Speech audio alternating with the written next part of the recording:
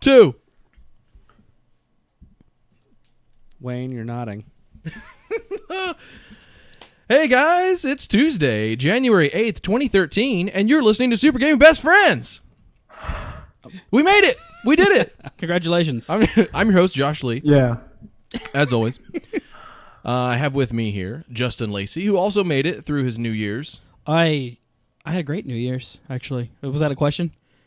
No, I don't. No, but now that you started, let's hear it. No, What'd you do? I took a week off, and something happened. I went from playing video games to like rush through them and analyze them to playing video games to play video games and have fun for like a week and a half, and it was glorious. It was. I'm excited to just get back and just talk about How them. very un-Justin of you. Yeah, really. I mean, I was like, no, I'm gonna play whatever the fuck I want. And what was your New Year's gaming resolution? my New Year's gaming revolution? No, Revolution? I don't really have one because I don't know what's gonna happen in 2013. It's gonna be a weird year. So I thought we all had them, so I'm going to ask you all, so you better have them ready to go. Also, Ethan Moses here, back in Germany, unfortunately for us here, but I miss the smell of your farts already. Well, I miss yours as well, Josh. But now they're back to sad. sauerkraut, so I don't miss those. Sauerkraut, sausage, beer, and then actually I'm cutting the cheese down. So there's a certain aroma that's going to be missing from my flatulence, but that's fine. It's for health. You know what I mean? What are the top cheeses in what's the cheddar of Germany?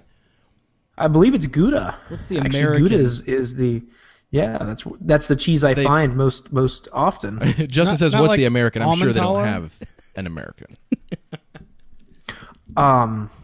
You know what? Holy cow! They don't. I don't think they do. They don't. That's not real cheese. Is it real? No, I don't know. they don't put it by default on hamburgers. Yeah, that's what I'm saying. It's like surely they don't lower themselves to that standard, No. right? No, the I European don't Commission has believe so. rules on cheese. Like I wish good. I was Yeah, I kidding was that gonna there are say. rules on cheese. That's good. There should be. It's a fine piece of eating. Like I don't know. if it's a petroleum product. You should. You know what? You should do cheese commercials because that is the perfect tagline. Cheese, a fine item for eating. Sold. I give you some cheese. Yeah. And I'll just look apathetically towards a wheel of cheese. So glad to have you with us, Ethan, and also for the first time on Super Gaming Best Friends. Since the first episode, maybe? Okay, in a while, Justin Gifford.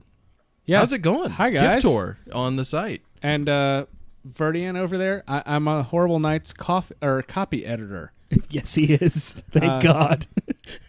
Yeah, and Gifford's talking to the chat there. We do these things live every Tuesday. We do Super Game Best Friends, and on the alternate weeks, The Horrible Show, which isn't bad either. Join us on Twitch. So glad you approve. At 7:30 Eastern. Oh man, you're the king of commercials, dude. Get some more of these. Justin, how's it going? It's going pretty good. What was your New Year's gaming resolution? I don't really do New Year's resolutions, but if I did a New Year's gaming resolution, it would be to give the Nintendo 3DS that I got my wife a try. Oh, And maybe to get some Ooh. PC gaming in 2013. You have a quality gaming rig? You helped me build it. I'm sorry. First He of all, does I this a lot. apologize for forgetting, but literally, like everybody Yes. that I know, Yes. stuff You I helped helped me them, build so- it. Okay. It works solid. The only thing it glitches on is Sims 3, which glitches on every Oh, platform known to man. Console, Quality product. Yep. Thank desktop, yeah. Thank you, Electronic Arts. That's why you need to start playing 3D Sex Villa. It's got the best parts of The Sims Well, and none of the bullshit. my wife just found out about the Wait. new SimCity that's coming out, Oh, and Looks she great. may have gotten a little inappropriately excited. Do you have? Do you play together? Like, do you have two computers you can play on? We just have one. Because So she's playing The Sims a lot. yeah, because you know that SimCity has multiplayer, the new one. Oh yeah. Like you can Oh yeah. you can co-build things.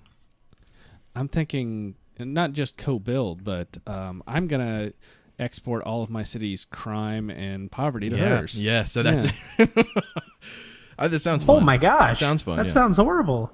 What? No, You guys doing that's okay? efficient city planning. Is that like a sign that like the marriage is breaking down because you're transferring all your bad shit from my SimCity to your city? This could be a divorce. This would be hilarious on people's court. is Maybe this is how they work it out, though. This is how they work out their issues. Sim Did Wapner. you or did you not send your crime and pollution to her imaginary city? Because if you did, you owe her $500 imaginary dollars right now. Well, I'm assuming this would be competitive, not cooperative. If it was cooperative, we could share the crime. Oh, I cooperate all the time with my wife. I would never play a game against her. That's not marriage. I've met your wife, and that doesn't surprise me. Yeah. I'm scared of her, dude. Yeah, I was gonna say, man. Play boom blocks with that girl. Holy shit. I get a bloody nose. Hey, man, I'm with you. That's why I try and keep Carrie happy. Yeah. I don't want her to die. I've been injured playing games with Kylie. I think she's done some. Yeah, I'm not going to talk about that. Ethan, I'm sorry, I skipped what was your New Year's resolution for gaming? Oh shit. Yeah, I'm actually gonna beat games this year.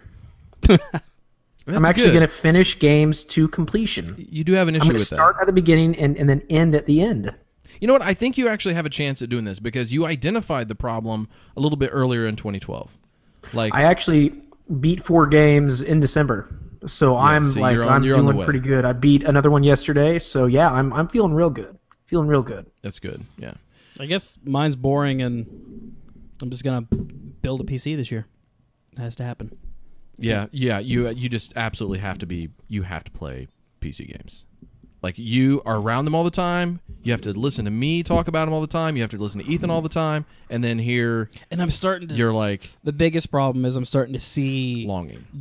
because of you. I'm starting to see games on PC before I see them on console, Yeah. and they're not keeping up anymore. And it's just like I can't go back. You know my resolution is to beat Dragon's Dogma with Mr. Dave and stream every minute of it. I'm in. Sign me up. So that's what I want. It's a small goal. It's No, one goal. it's epic. Okay, it's not a small goal, but it's just one goal. It could be the it's like biggest one thing. accomplishment of our site in the history of Horrible Night. Yeah. I would like to be there every minute of you doing that. I want to watch you. I want to cheer you on. I want to send my emotional support through the internet to help you with that. So that is my New Year's resolution is now for Josh to beat Dragon's Dogma with Mr. Dave, and I'll watch. So yeah. You can change unemployment. it. That's a legal. Cheers to that. That's a legal move. yeah, right. Okay, so yeah, it's great having you guys here. This is fun being back. This is our first show in 2013, and it was a nice little break. I didn't do or think about anything Horrible Night for like a couple of weeks there, and I should have. I kind of neglected some duties, but it was definitely for the better because I've started last night. The creative bug hit me, and I started doing things, started making things.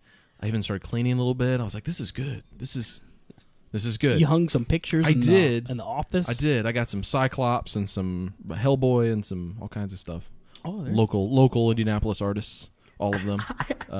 I just looked around my office to see those pictures, and I was really disappointed to see just solid white walls. So I think do we that have as some well. artwork by the same artist. Oh, really? Going with the Holy Trinity, Batman, Superman, Wonder Woman. Oh yeah, And yeah. then the melty Darth Vader one. Okay, cool. Yeah. Stuart Sager. Yeah. Yeah. Yeah. Good stuff. He's done some artwork that you might have seen if you played like the Marvel or DC Versus card games, or he's done some comic work as well, and for those, and he has his own stuff that he does too. But I just love his interpretations of those existing characters. So it's kind of fun to see those different takes on him. Very cool guy in person too, by the way. Yeah, I've also was fortunate enough to meet him. So okay, let's get on with our on the spot question, which is a fun one here. I don't know who wrote this in. I'm assuming this is actually from Justin there, because he wanted to talk about why he's broke right now. I think. What was your Steam/holiday sale damage? Justin, just go ahead and. Actually, I need to do some math if somebody wants to. Okay, start okay, all right. Who bought a bunch of shit? Yeah. You did? Yeah, okay. Mine was not just limited to Steam and holiday sale. So my wife and I had a bid on a house, and then we found out that there were some foundation problems, and we told the seller, hey, y'all need to fix this, and they said no, so well, you can imagine what we told them. So suddenly we weren't buying a house, so she said she was going shopping, and I said, can I go to Best Buy? And she said yes. So I came home with a new TV. Oh, man. And Black Ops 2, which I never thought I was going to play, but I'm glad I bought. And Dishonored. And then I also got her the 3DS and Oregon Trail and Sims 3 and the new Mario.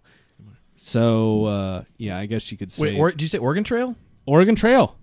Dude. On 3DS? Yeah, I really want to. I really want to look over her shoulder so it says Carrie died of dysentery. Wait, yeah. This is like the reason he bought it. It's like 3D, like the wagon. You're like driving the wagon like a driving game, right? Like, yeah. Like Fable the Journey. Yeah. No, you actually have control of the wagon in this. I don't know if it was any good, but I mean, I had to buy it. Can you see the dysentery in 3D? I really hope not. Have you seen Super Amazing Wagon Adventure? You need to watch that. I'm aware of it. Okay, because if you like Oregon Trail, you probably should play that game. If you like top 10 lists with that game in them, you can read my top 10 list. Can I buy 9,999 bullets and no food? You have unlimited bullets. Oh, that's even better. Yeah. And I mean, you can kill everything. You can eat horses. Your wagon can fly in space. You can shoot asteroids. They can go underwater. Yeah. Fuck ford in the river. Just go. Yeah. Submarine style. Clearly, I'm missing something here. Yeah. It's awesome. Yeah, it's really good. Oh, so that's all you bought? Well, yeah. Do you have total? Are you talking totals here? I mean, I'll share totals. You want a total? It was. How much did you spend on gaming? Let's call it. In addition to Microsoft points bought, plus the TV, I'd say about 1,000. TV. Okay, yeah, that's unfair. That bloats the math, but hey, dude, it was a that's 43 a inch. It was a 43-inch TV for $400. Okay, and all the games are on sale too. No. Oh, okay. Oh, well, I mean, I don't know what do DS well, there's games. Two kinds what do 3DS games cost? $20 to $40. Yeah. Okay, then they weren't on sale. It's a range. Yeah. So I was not counting multiple games like in packages. I had 32 separate purchases on Steam. Jesus. Here's the problem. And 32. And he doesn't consider himself a PC gamer. Yeah, he hasn't even built a fucking computer. So here's how it started. It started with that's the funniest. That's the thing. You can't even play the games. I'm gonna build a gaming computer. So what do when you're waiting to build the game? You make sure you pre-buy some games that you know are going to be on sale that you're going to want to play, and download them to a drive. You're not. You don't download them. You don't download them. You just have them. So I'm living in a hotel right now, but I'm gonna get a house pretty soon. So I just went ahead and bought all the furniture. But it's still the store. It's just floating in space. But the furniture will take up space. That's right. The furniture will take 2 weeks to deliver once I move into It's the all house. still sitting in Exactly. a few Kittles back room. So it started with pre-buying games that I wanted, that I knew I wanted, like graphically, like that are going to be graphically intense, or I hadn't purchased it that I know I want to play immediately. Like I really want to do Skyrim and mod it, but that Skyrim opened the door. When I bought Skyrim, I was like, well, I already own that on 360. It was when I started crossing that line of buying games I already own on consoles because, well, I want to see how much better that looks. It's cheap and it's the better version, and it was cheap. Everyone was cheap. Like, I mean, rarely any of my individual purchases, like even if I bought them in groups, they weren't exceeding like $20, except for when Far Cry 3 went on sale, and which was that was the newest of all of the big games. So I didn't expect it to be $10, but still good sales.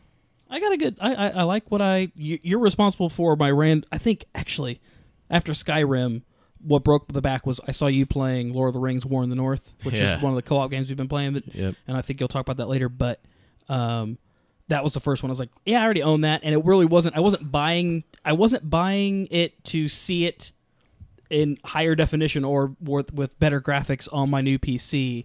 I was buying it for convenience so I don't have to like switch systems if I want to play the game. That's when I realized I might have a problem with this Steam sale. Or you could have stopped it. I might have a problem. I do. Have Yeah. I'm glad that you got Binary Domain and Spec Ops: The Line. Yes. And Sleeping Dogs. That was also a really good choice. But those first two, which couldn't have cost you what, $15 total? Like, Right. Also, that's crazy. I think the craziest one was that I bought Arkham City and Arkham Asylum for less than $15, but still less than what I paid for Lego Batman 2. There's just something like I know the math. That's funny. I know the math makes sense after how long those games have been out, but still, that's crazy. I couldn't believe. Yeah, Arkham City was like $5. and here's the thing. What? Yes. All these games, if it didn't come out, if it was like more than 6 months old, you could get it for $10 or less, like almost across the board, guaranteed. And between Steam and Amazon, who was like challenging for the crown and did an excellent job, I think I bought more games, or at least I bought more of the bigger games. You know, like I bought a shit ton of like dollar games that were just like it's only $1. It's Like that bastard one-click button. yeah, yes. Screws me every It's time. also the bastard Steam app on my phone. Oh yeah, that too. Oh. But I bought more games off. That's off why I of didn't Amazon. download that. Yeah, Exactly. Amazon got a bunch of my. Again, it's just a Steam code. You just buy it, and there's a Steam code, and but there's promotional shit. So they'll be like, "Oh, buy this game for $10, get a $5 coupon for another game, which is $10, so it's only $5." I'm like, "Fuck, this is good." And Green Man Gaming as well. That's how I got a lot of the bigger titles. Green Man Gaming. Yeah, Green That's Man a new one Gaming. for me. That's they're kind of the other big one for the digital stuff as far as good deals, and they'll have like 30% off codes at all times on all their stuff they've got. And like there was a little bit there, you could save, $20 off of like Far Cry 3 and like pre-orders for stuff, and there was Hitman and Aliens and all this other stuff. And so I ended up just kind of owning everything over the the month leading up to Christmas. I mean, I know Amazon's bad enough, but the group purchases. I mean, Like the 4-packs? Well, what the hell was it? I bought the. Are you talking about like Sam's Club? The publisher pack. No, Or even- yeah, the publisher Oh, packs okay, right. on Steam. Right. I'm drawing a complete freaking blank here. Who does? Who did both Duke Nukem and they own Firaxis, so they did the Civ games. 2K, Take-Two. Yeah, 2K. 2K. Yeah. Or I bought the Take-Two. 2K pack last summer. Mhm. I got like 30 games Yeah. for Yeah. $80, and Yeah. most of them You were basically- really good games. You basically Those get- are the best deals. Yeah, you get one season Yeah. with that though, because like after you buy a publisher pack, you don't really go back. You go back in for the individual. Yeah, that's the games, problem. but- Like, there's no way we can go buy any of those publisher packs now. Yeah. Because we own too many of the game. Like the like if you don't own every THQ game by now, then between the humble bundle. you literally just haven't been shopping for games because I they're literally haven't all been shopping for they're games. basically all been free. But anyway, so did you see the indie bundle? Like if you the Indie Mega for like a new PC gamer, I thought that was the best deal out of all this stuff. I mean, it was what was it 80? I think it was 80 maybe. no, For that- no, for the indie bundle. it was definitely less than that. I want to say 60. Or- Yeah, I think at some Was it point, 60? at one point, maybe it was like 10% off or something. It was like 60. Either way, that was But normally unbelievable. only that was 70. one that if people would have asked, I definitely would have recommended But- that. I mean, oh, it was just especially if you jammed don't full have of a the computer best that can run a games. lot of different games, Yeah. So yeah, there was a lot of good ones on that. Yeah, absolutely. Ethan, what was your damage? Well, I did some PC upgrading. So actually, a lot of my damage was on the hardware side. I actually got a SSD drive, Best and then a GTX 680. So That's a monster just- card. Jesus. I Is this, bumped single, up the is this single slot or dual slot? yeah, I think yeah, it's triple. I think it's triple. single slot, but still two gigabytes. So it's made a huge difference in gaming right now. And that was on sale for about, I think, 30% off. So I think I got it for about $480, and it's usually like a $560 card, something like that. Yeah. So I mean, but that was more so for just because of the OpenGL and that kind of stuff. That I'm going to use that for editing and that kind of stuff. So that wasn't just gaming, but it's made games look good. So I'm okay. That's I'm a, okay with that's that a great purchase. excuse. Horrible Night thanks you. Yeah, yeah. Whatever I was you gonna need say to it justify actually, it. and it's made all the difference in a lot of different games. I'll never buy another ATI card again. I just won't. I haven't had any of the issues that I had with that. So that's just a, hey, Yeah, buyer beware type thing. you know- I mean, I don't know what it is. It's like they're I don't know. That's why I really like jumping into that. NVIDIA it has been awesome since I loaded all that stuff in, so I haven't had any issues. So Yeah. that was a great The one. better In terms drivers, of for sure. games, I had some good buddies give me give me a lot of gifts. In terms of, I guess maybe they were wanting to like ruin my backlog, which they did pretty well. So I actually didn't spend too much on the Steam sale because, to be quite honest, I had most of the games that came on sale at any given time. I did pick up Sleeping Dogs, but I got a GameStop gift card, so I used that and got their online version, which also has a Steam code, which is convenient. And Spec Ops, I got that. And then trying to think what else. Dishonored, was gifted that. Well, Good gift. I know your brother apparently was trying to like impart upon my new marriage the same discord he must have from having young twins. But he gifted me a PC game, which was thoughtful of him, but I suspect nefarious underpinnings. Actually, those are my favorite types of Steam gifts. Are the ones that like I'm going to convince you to play this game with me, or I'm going to make you upgrade so that we can play together. Like, yeah, well, I did that with Torchlight 2, and I bought that for my buddy Matt. We played Orcs Must Die 2 together a lot, so I thought that it's the next step in our video game friendship, because we're best friends in real life, but in terms of video games, we're casual friends, so kind of like us, but opposite. You know what I mean? I'm surprised that guy didn't move with you. I mean, I've never met him, but all of your gaming stories from the last 10 years seem to involve him being on your couch with you. That was a big conversation Aubrey and I had, and we just didn't think that we could afford to have him with us. The infamous, and, it's tough to find a job here unless you have a work visa. But that would have been I would have so much fun. She didn't want 2 trophy husbands. Yeah, I was going to say. Yeah, that's a lot of trophy husbands. Tell him you're Mormon. I just lost. Anybody in the chat, can you tell us if you have 2-channel sound right now? Our left ears just cut out. Weird. How's our audio right now? Keep talking. Yeah, I was going to say, we're going to go quiet for you so you can't tell us how the audio is actually doing. Yeah, I'll take blame for that. It's my stupid belly. Yeah, it's my belly laugh. I apologize. It's not doing it. You know what, though? It shows 2 channels right there. All right. We'll just deal with it. Okay. Gosh. Intermission. What's the time code? Got it. 40 minutes in. Yeah, they said it's fine. We're good. All right. We're bragging too much. That's the thing. We're bragging too much about all the cool stuff we have, and there's kids in countries that didn't get any video games this summer or winter. It's summer in some countries, I guess. That's the kind of magic you get listening to us on the internet live. Yeah, we're just gonna have one channel. It looks like the thing died. Awesome. Oh, let me reset it.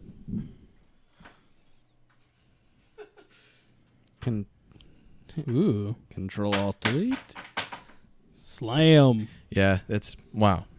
All right, It's well, like if we got- industrial strength in your hands, and then suddenly it sucks. Yeah. It's so weird. One channel. Okay. Don't laugh anymore. As long as I can still hear the dulcet tones of Mr. Ethan Moses, I'm okay with that. Can you? Yeah, I can hear you guys. Yeah. You're actually whatever. coming through in 2 channels for me. It's bizarre. Really? Oh, Oh, really? I don't know. It's thing died. Okay, and all right. So, what was your total damage, Justin? I'm not doing that math. I mean, I thought you said 32 you were doing it. You said I was just adding up the number of games, which Oh. was 32, and that has a couple packs in there, like 'Cause the entire GTA collection. it's got to not be crazy. Like, there's no way you spent more than $200. I don't think so. Yeah, You know? Yeah. Oh, yeah. And for that many I don't games. think I've ever over sales. Yeah, I can't imagine. Did you put any money towards your PC, Justin? No, because I wasn't going over $200, so it was just kind of Okay. no. Those purchases will start soon. We're gonna start. Hopefully, tax refund. Hopefully, a spring break. Build a PC. Special episode. Topless PCs. Everybody, stay tuned. Topless PCs. Ooh. I'm in. I'm in. Put them on the aluminum. Whatever works for you. It makes a lot. All right, so guys, I think then the hot question, the other question on everybody's minds is, what are you playing? Cue, segue, music. We don't have bumper tunes for that, do we? Shoot. Come on, Coop. Shoot. We really need a little jingle. What What are are we you gonna do? playing? We could just What are you playing? Oh wait, bumper No. tune sounds like yeah. a technical term. I was thinking we could just No. record the sounds of a pinball machine. Acceptable. Josh would Sure. love that. Pinball, Yeah, I love pinball pinball. games were huge in 2012. I have listened to ambient we used to have a pinball machine and it was arcade awesome. sounds before for just to like relax. I have done that before. I didn't know they had those on tape. Can you buy that at Target? I've also listened to the hum of the Enterprise warp core for I think hours that on would end. put you to sleep. I I'm believe not gonna that. lie. Yeah, I was gonna say. Yeah, that's That'd be okay. like That's that'd be like white being noise. on a train. Yeah, Oh. except it's just a steady. I mean, it's just there. It's noise. It's there, but it's not. It's not even. It's beautiful.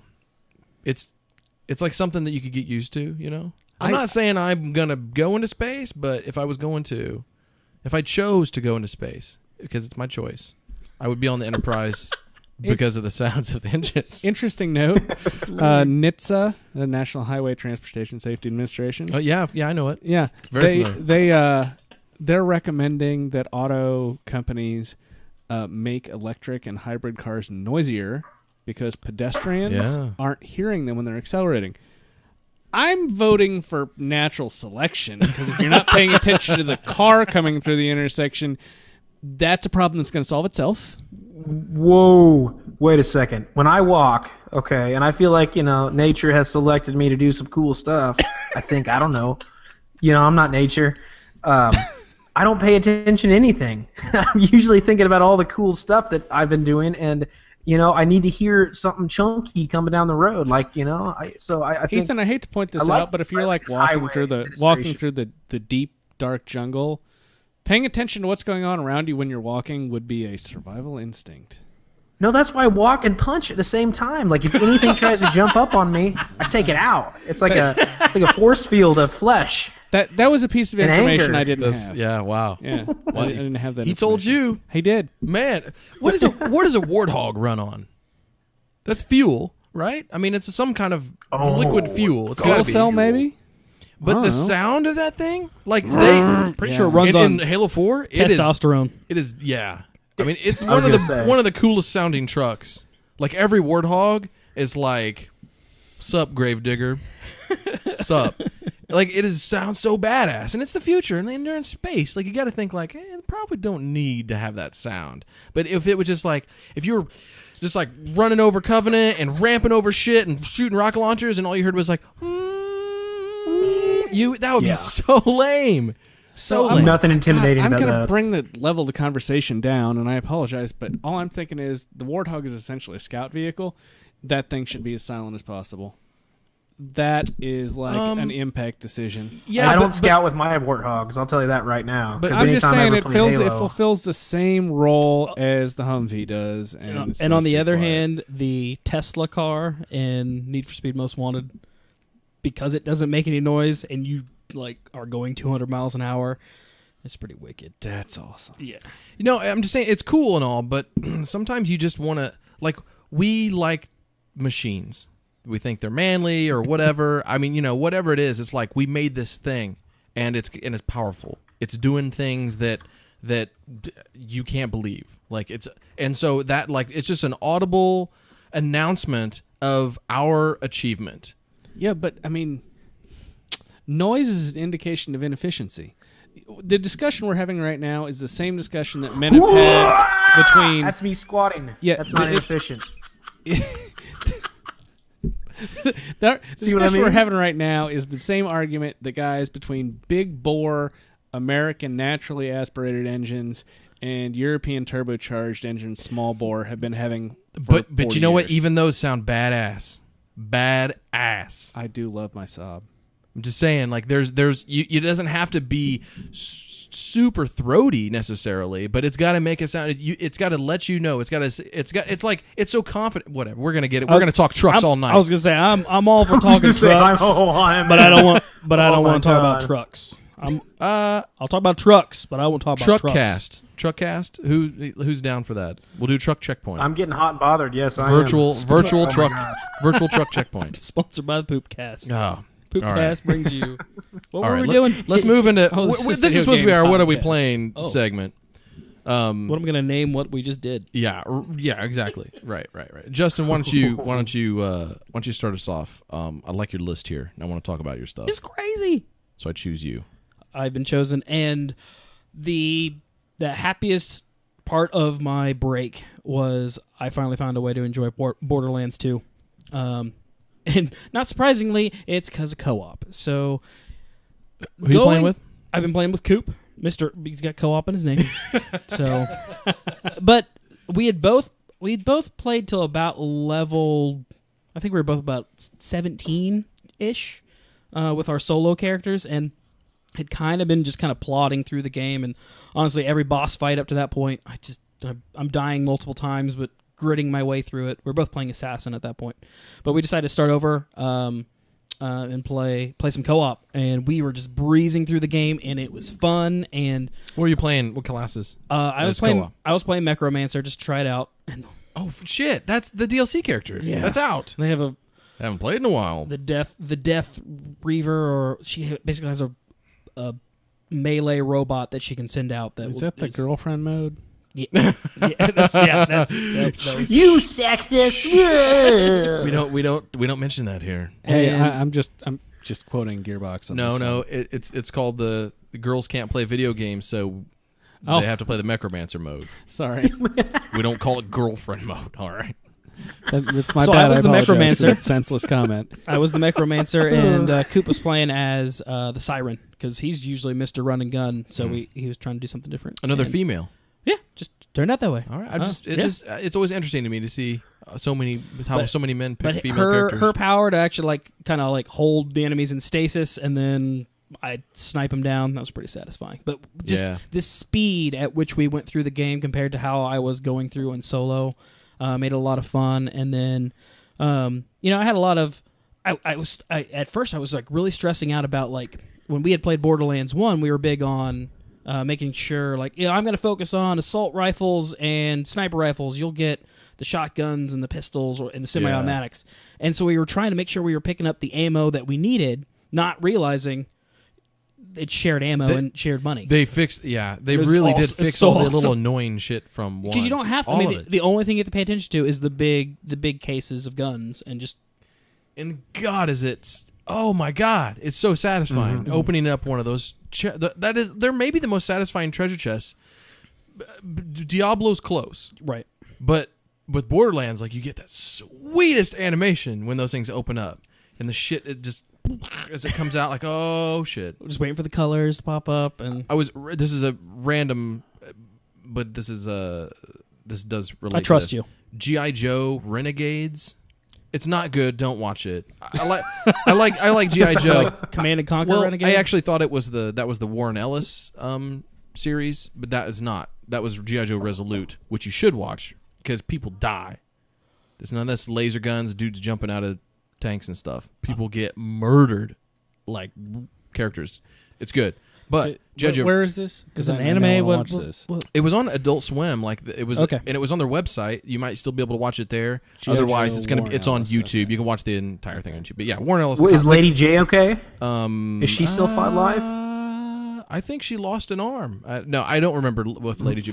But there's a major bad guy that gets just straight up murdered right at the beginning of that.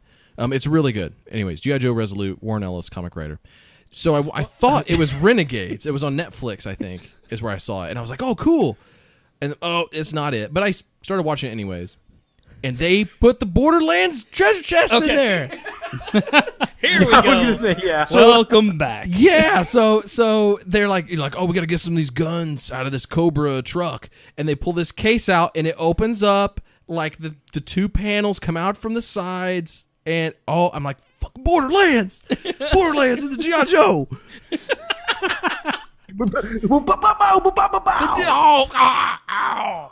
I think my favorite one's Sorry. the old school car where the trunk opens up and it sort of drops. That's my favorite open. What? In Borderlands, The treasure chests that are in the back Oh of yeah, cars. the old ass old like half car- cars yeah. that cut off and Yeah, that that's is my favorite. that is cool too. Yeah. I'm also a fan of dudes that carry vending machines because that looks funny. What? Oh yeah. Yeah, there's a I guy. like that too. Or there's the a guy- vending machine and I like the didn't see- giant treasure chest on his Yeah, back. yeah. What? Yeah. What is this? One I of them was can- carrying like it was for you have to heal some town that's has a bunch of diseases and you have to go pick up health packs or medicine for them. And Oh, but one I of didn't them do one that. of them is a dude that has one of the Dr. Zed vending machines strapped to his back, and he has 2 robots that you have to kill. And yeah, Wow. Yeah. That's awesome. so I've been having a lot of fun. Anyways. I've had a lot of fun with Borderlands 2. The other thing that I wish it would let you know, and I have to plead some ignorance here just because I probably just didn't pay attention in Borderlands 1, but like, I am a collector. I am a completionist. I have to explore all the corners of the world and every fucking thing that you can open. It took me way too long to figure out I don't need to really worry about a majority of the chests in the game. It's just, you have the big gun cases, and then you'll randomly find guns dropped off of bosses. Well, you'll find the guns dropped off of bosses. Those are the 2, like, pay attention. The guns are going to show up here. Everything else is just kind of random, but most of the time you don't worry about finding guns in there. So breaking away from feeling the need to open everything I see and running to every little box that is only going to have cash or iridium or something in it, like, it took me too long to let go and it stressed me out. But once I played co-op, I let that stuff go and I've been having fun. Because, like I said, over break, I finally just stopped. I just played to play, and that game started really, really clicking. And it's really well done. I love the mission structures. I love all the different areas of the world that I've been exploring. I think it's really well put together. The story is much better than the first one. Mm-hmm. And I can't wait to play 4-player. And don't worry, I bought it on Steam too, just because. Nice. Unfortunately, they patched the keys, the unlimited keys thing, or 99 keys thing. It's probably good. I've only used 1 golden key to this point. That's probably good. I guess that's another thing. The way that it's been interesting how Gearbox has gotten around trying to distribute their keys by creating, I forget the name of their system, but you can basically create an account on Gearbox's site and they give you codes through that system to give you, rather than like actually going through the Xbox Live Marketplace to unlock them. You go through the site, and which makes a lot more sense. Yeah, but more logins, more stuff. Yeah, so. but if you think of what they're trying to do, they're doing giveaways on Twitter for it, and they're keeping them open for a certain amount of time rather than like having a limited number through the marketplace. It works better. I get it. I mean, I get it. It just sucks. Like another thing I got to log into, like the Rockstar thing or the Bliss. You play. Yeah. You play. And nothing's worse than Uplay. Maybe Origin. Yeah. You play. Me play. No, No. This brings me to my next game. I picked up Dysentery. Far Cry 3 twice. It was Excellent choice. It was actually before the Steam sale. It was on sale at Target when I dropped in there for other reasons. So it was $20 off, and I picked it up real quick. So Wait, what? I've been playing on 360. Yeah, and I haven't seen it on PC yet, so I'm good. Yeah. What, Far Cry 3? Don't. Oh, dude. Don't do it. Dude, don't, because don't. You know what? Can I say this? I don't want to Yes. sound like a PC snob. Can you just wait? It's okay. Just wait a little bit. Yeah. Would you? I mean, do you think I'm pushing? No, a little, I don't. You're I having think that's fun. I'm sure you're That was having my fun. plan. Yeah, no, you should. That was just my plan to take the 360 game and throw it in the trash, and just play it on Just- the PC. yeah. Just throw it away. Or I've played like 10 hours of it and fucking love the game. Just and give I'm it to fine. Goodwill. I'm completely. Put a candle on it. I don't know. I don't know. It's a candle holder. This That's may have been a fine. point where maybe the last time I podcasted and did a long form one, but man, I've seen games on PC like high end graphic stuff, and it's fucking shiny. Mhm. But And it runs at 60 frames a second if you get a I decent machine. can't, like, it doesn't give me a hard on. Like, honestly, the WASD mouse combination screws up my. Well, wait. 2 things. A majority of these games are working with 360 controllers, which help me jump the gap. And some games still need the WASD. And then I was not getting the graphics boners up until about a year ago. But there's been some shit that has come out in the last year and a half that has just, it's time to upgrade. And I held off for the longest time, and I've been really entrenched in my Xbox Live account, but I am getting there. I still want to have just one system, and it's looking like PC is going to make that leap first. Yeah. And so I'm trying to get all set up for that for next gen. We'll see how everything. I mean, it's gonna be a fun year. And there are plenty of games like when you're playing Halo 4. When I'm playing Halo 4, I'm not going like, oh, well, this would look so good on PC. I'm going, fuck, this looks great. Yeah.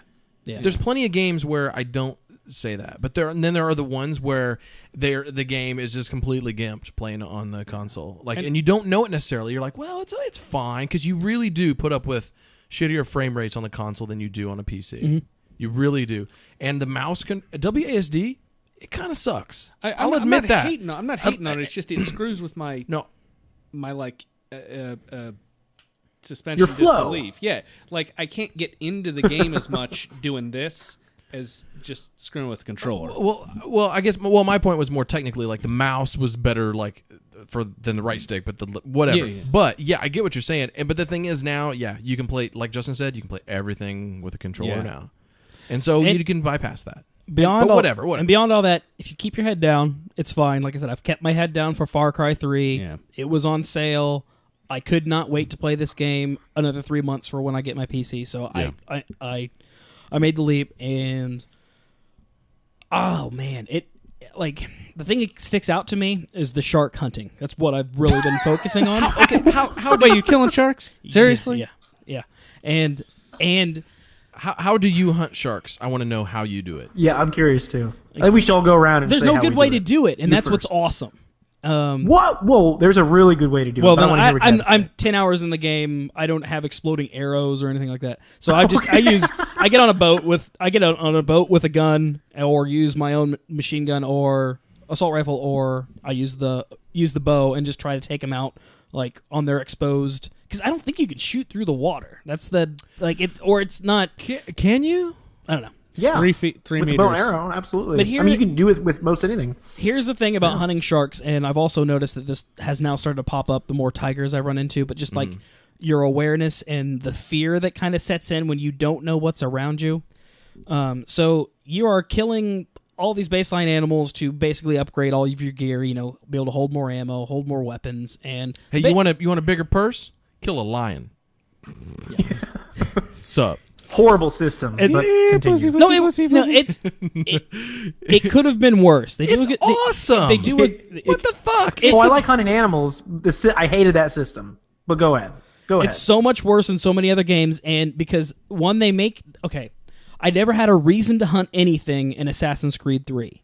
The reasons I had to hunt in Red Dead Redemption are much dumber than the reasons I have to hunt in Far Cry 3, because they only make you collect 2 or 3 skins at a time from a specific animal, and the map updates with where the animals are, and you can get to them quickly. It's as painless as it needs to be. And you're killing them as you go. As long as you always are slaughtering animals, I just killed you'll a mountain have lion them. with a knife. Yeah. I mean, just like point Oh, that now out. that's a bad idea, but I did it too. Yeah. It was an achievement. Yeah. I had to do that. So where the hunting of these animals increased, especially with the sharks, was when you kill a shark and you want to collect its skin. When you kill the shark, it falls to the bottom of the ocean. And you have now ventured into an area that is infested with sharks. And you look around and you don't see any sharks, but depending on the weather, the water is kind of murky or it isn't. And so you have to jump into the water and swim down and skin this shark underwater and just hope there's no other sharks around. But first time I jumped in the ocean and knew there were sharks, but I couldn't see them, it gives me the same feelings that I feel when I'm actually in the ocean and I'm in open water and I don't quite know what's going on. The anxiety and the fear set in, it was fucking awesome. Well, I mean, Ethan asked how I hunt for sharks, and really what I do is I cut myself and then just jump in the water and wait for those motherfuckers. But that's it. So you can't really defend yourself. The dual harpoons. It's not like if a shark comes at you, you can't defend yourself in this game. I saw some complaints about how hard they are to kill. I was like, but it's not easy to It's a kill a shark. shark. You're not going to just be able to take a knife and take him out.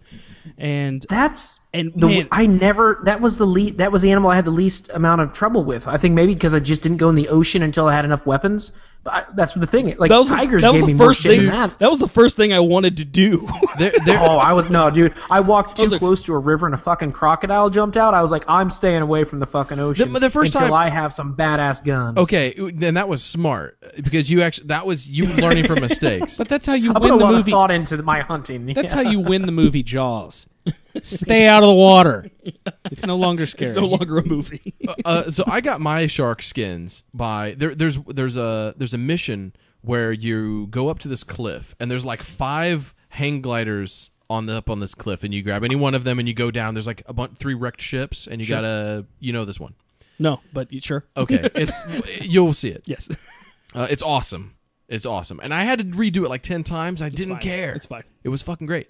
But anyway, so there's one of these like wrecked ships is a little farther out in the water than the others, and I land on that with the hang glider. And I'm thinking like, well, from here I can kill these dudes on the beach.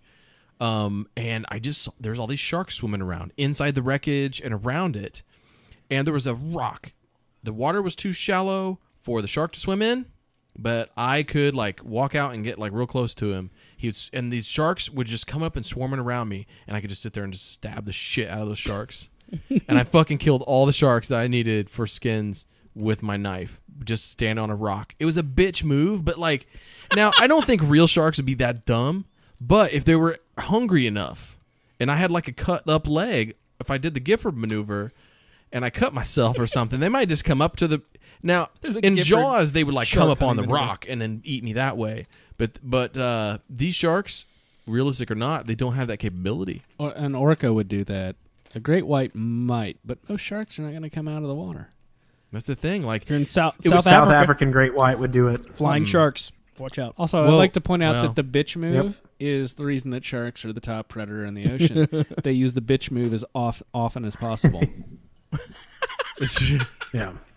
We should start a nature documentary show.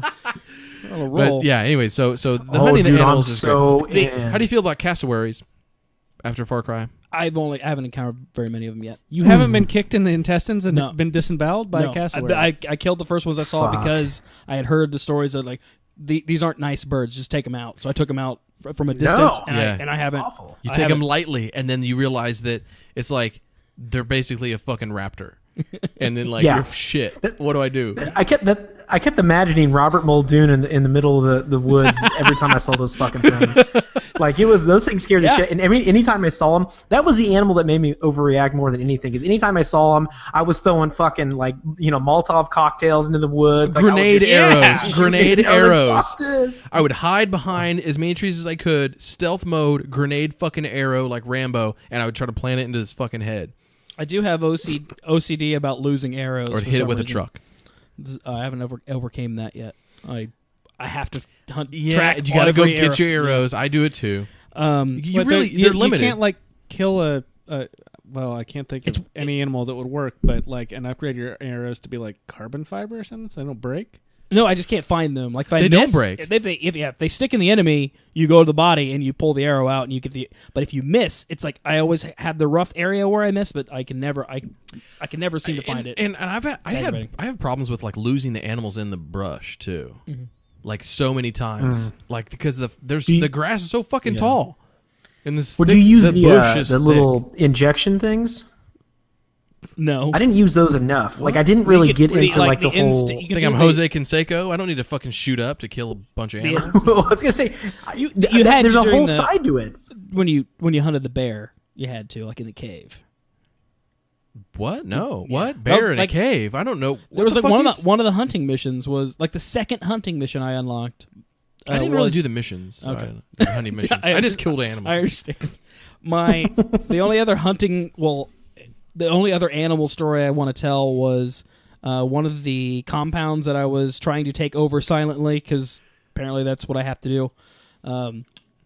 I had failed a couple times at this compound, but I did not notice that when you restart, like the animals kind of move around, like whatever's in the area. So I never checked the map. Oh, I didn't to know that. realize that something else had moved in the area. So I was like sneaking up. I was sneaking up to the compound and using the camera to identify all the dudes. And I heard a growl next to me that I didn't sound like a growl I had heard before, but it sounded like a Komodo dragon in the distance because I'd run across one of those at that point. Yeah. And then I'm sneaking up. All of a sudden, apparently that was a tiger that was right next to me. Oh, and my first encounter shit. with a tiger, just like it grappling on my arm, and it just I shook it off and had my shotgun, but I just couldn't. I did not have the wherewithal to actually. I just panicked and didn't know what to do, and I probably could have taken it down, but that tiger. The first time I saw a tiger was it eating me. Yeah, that was my first run-in with an alligator. I haven't seen one of those. I jumped? I saw a little cave and I jumped in the water and it just ate me. I think I talked about this on the show a couple weeks ago, but that's the best when the animals sneak up on you because you spend so much time in that game. Like you're the predator, you're the apex predator. Like on the island, you just kill so many things, and then the like you get jumped, and it's rare, but when it happens, it's fucking awesome. So, except when you're in the water, you do not feel like the predator. You just are helpless. You're not Namor. Although that would make a sweet ass game. I would buy that game. But so, can you like cut some fencing or whatever, and then just climb up real high and I don't know, throw a stake in and let the tigers take care of the bad guys? That would be cool if you could climb trees and then do that. Have you guys found a good way to lead? I know there are animals in cages in areas that you can unlock the cages and then they'll go nuts. But is there a good way to lead animals into? No, Okay. no. That would be if you could like somehow bait an area to because I've had like random tigers and boars like go into a compound while I'm scouting it and they're going nuts and that's hilarious. But if I could actually like lead them into it, that would be the next thing. If you could like control the animals. I mean, it seems like you see a little bit of that in some other games, Yeah. Well, like Ethan drank all that deer piss in the hunting game. Yeah, I was going to say, as a hunting game aficionado, the thing that I did figure out with Far Cry 3, the closest you can get to leading animals in is there's actually an injectable that you get that actually makes animals less likely to go after you. So sometimes if they happen to be chasing you and then you can find a spot to hide and then you can inject that, they might go after the enemies. But dude, I tell you, anytime you see a cage in this game, you shoot the damn cage. And great stuff happens. Dogs usually don't last too long, but a fucking bear can take some damage. Yeah, bear damage. They take down the heavy guys. They take fucking everybody down. And it feels that is. I killed a lot of people, but I let animals kill a lot of people, and that felt good. I was like, you know what? Revenge. Yeah. There you go. And I usually killed that animal, just because I needed the skin and shit. I mean, come on. You need a new fucking gun pouch. Hey, I'm sorry. I need the skin. Hey, Awa. I'm sorry. That's down there. Awa's in the earth. I mean, you got to realize there's a scientific reason for that.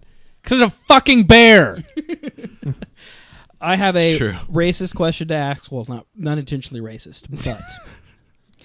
For those of you that have seen The Bourne Identity and the assassination target in the movie, Mumbasi. Yeah. Oh, yeah. I'm pretty sure he does the voice of like every random dude in the game. That's all I hear is that's cool. It has to be him. I haven't looked it up yet. But good impersonators.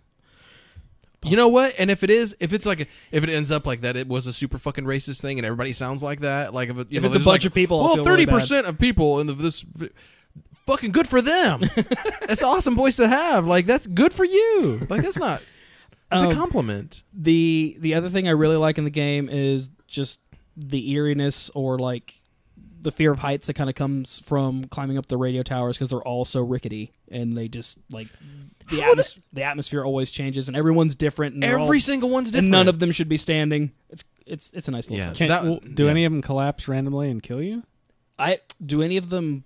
I don't think any of them are animated in any way. There's just some like crazy jumps. But they are, it's easy to like slide off certain areas and stuff like that, or just miss a jump, or think that you're going to reach a ledge, and then it was actually not a ledge. But that was like one of those little attention to detail things.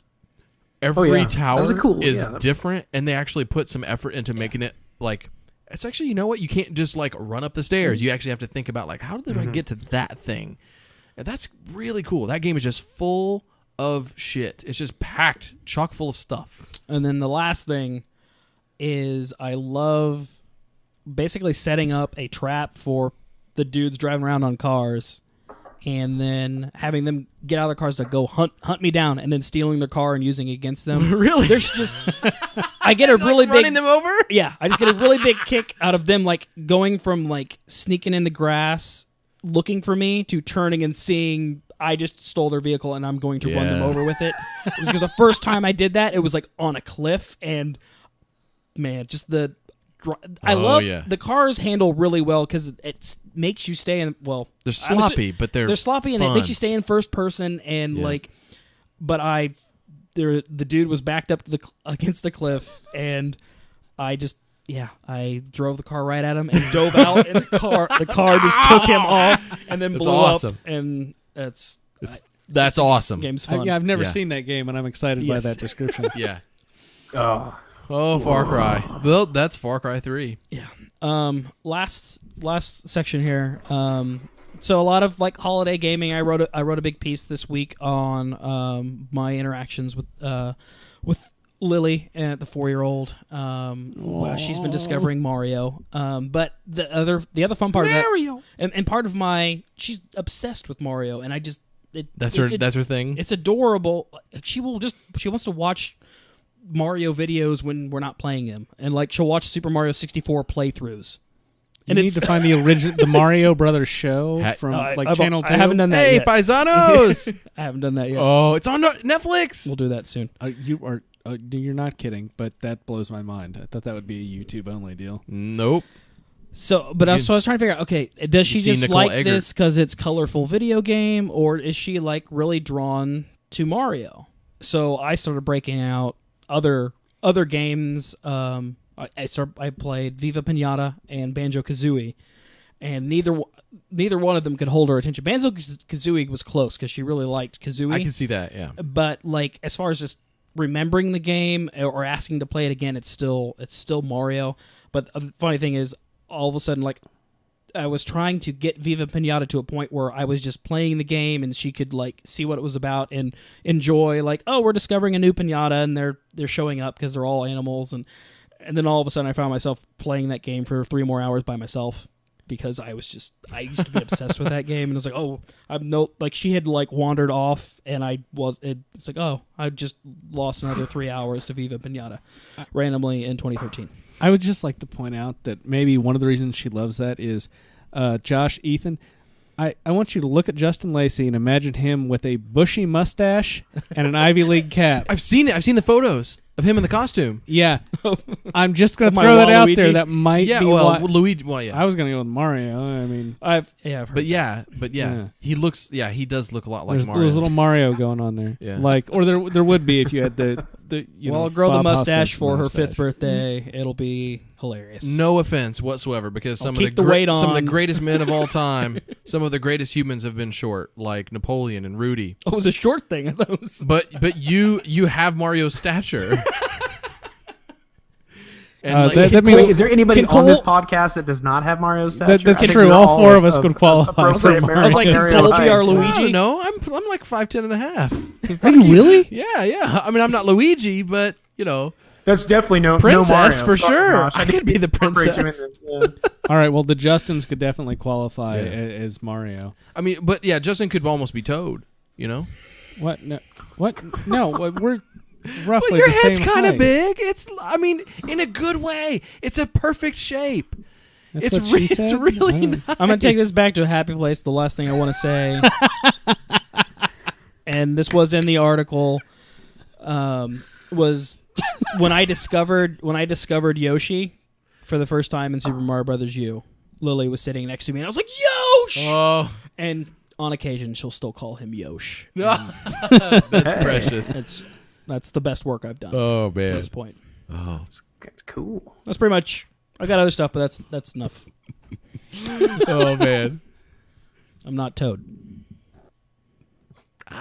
You want me to do my Toad impression? No. Just to, that, This suddenly would go from like a mature rated podcast to something else. You did your Toadstool impression. Do Toad when he was kidnapped by Birdette or Birdo? What it was, female in the cartoon. Go ahead.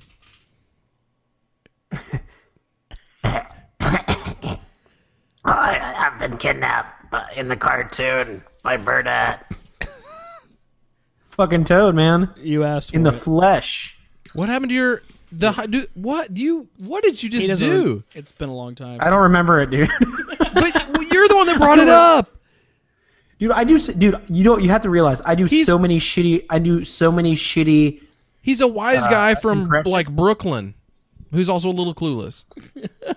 I can't He's keep little, track of all my so he's got a shitty high-pitched impressions, voice. dude. It's true.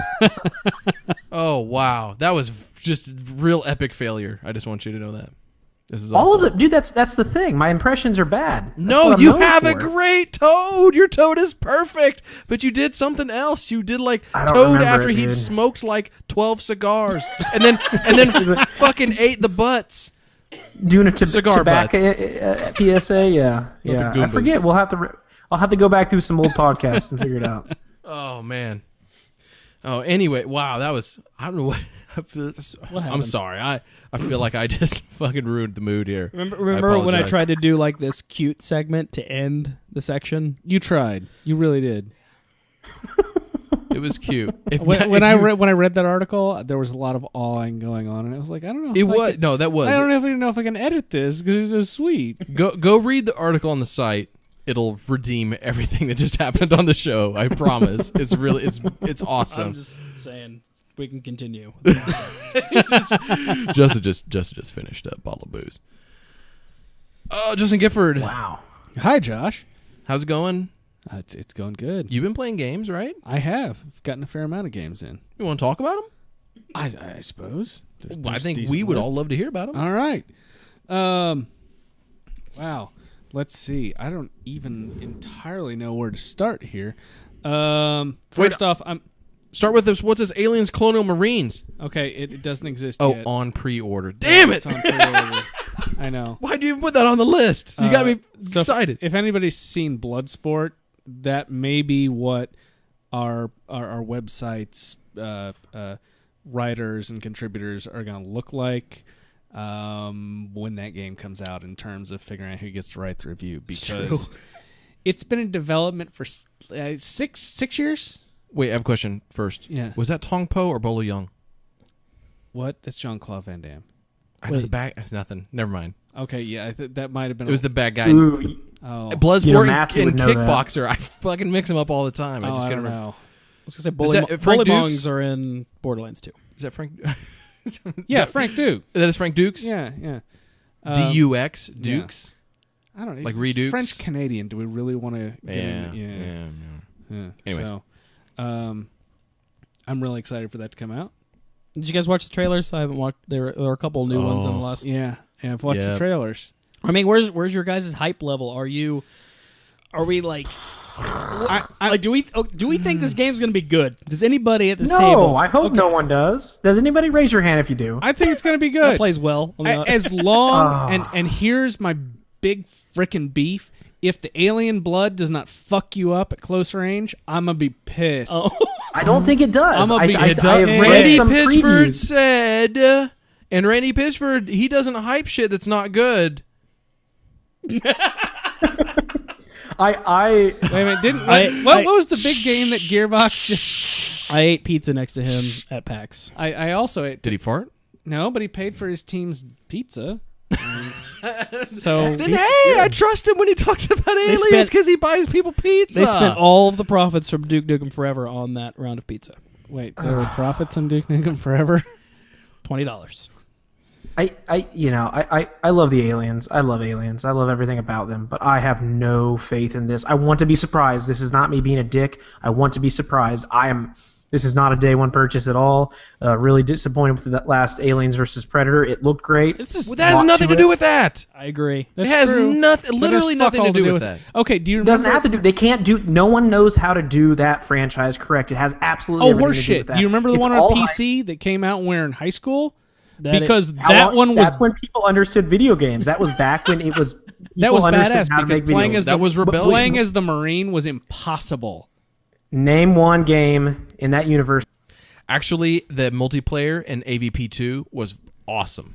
The And that- Survivor It was mode was fantastic. I know because I played it on LAN with a bunch of dudes. There's There's actually somebody And in that- chat that I played that with. And that DS game's pretty fucking good.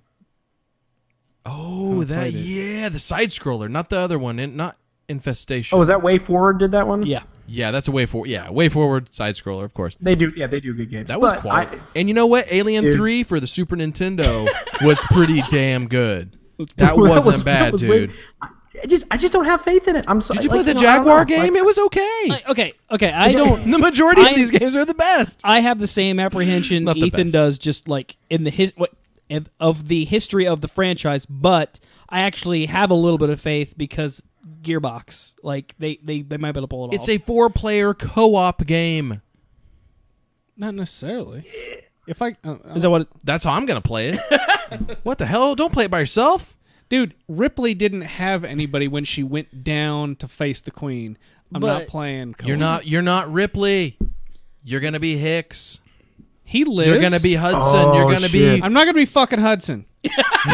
No, dude, Hudson was my favorite. Yeah, I'll be everybody Hudson. loves Hudson, but you don't want to be Hudson. You just want to This is, watch uh, Hudson. You Now it's post canon, isn't it? It's after Aliens. Well, no, they correct? get It's they after give Aliens it 2. but they're giving it canon status. yeah. But it's after Alien. You're not actually the Aliens crew. You were the Like, guys. after You're the following Aliens it. It's crew, correct. 17 months after LV-426, not 17 weeks. So the Nostromo came back from Fury, and it is now back near Hadley's Hope, I think. Right. Well, the Nostromo's there. They sent another ship, but it took them 17 I know, but months. they're like, how'd this drift back or whatever? I watched the story trailer. Yeah. I know this shit. Yeah.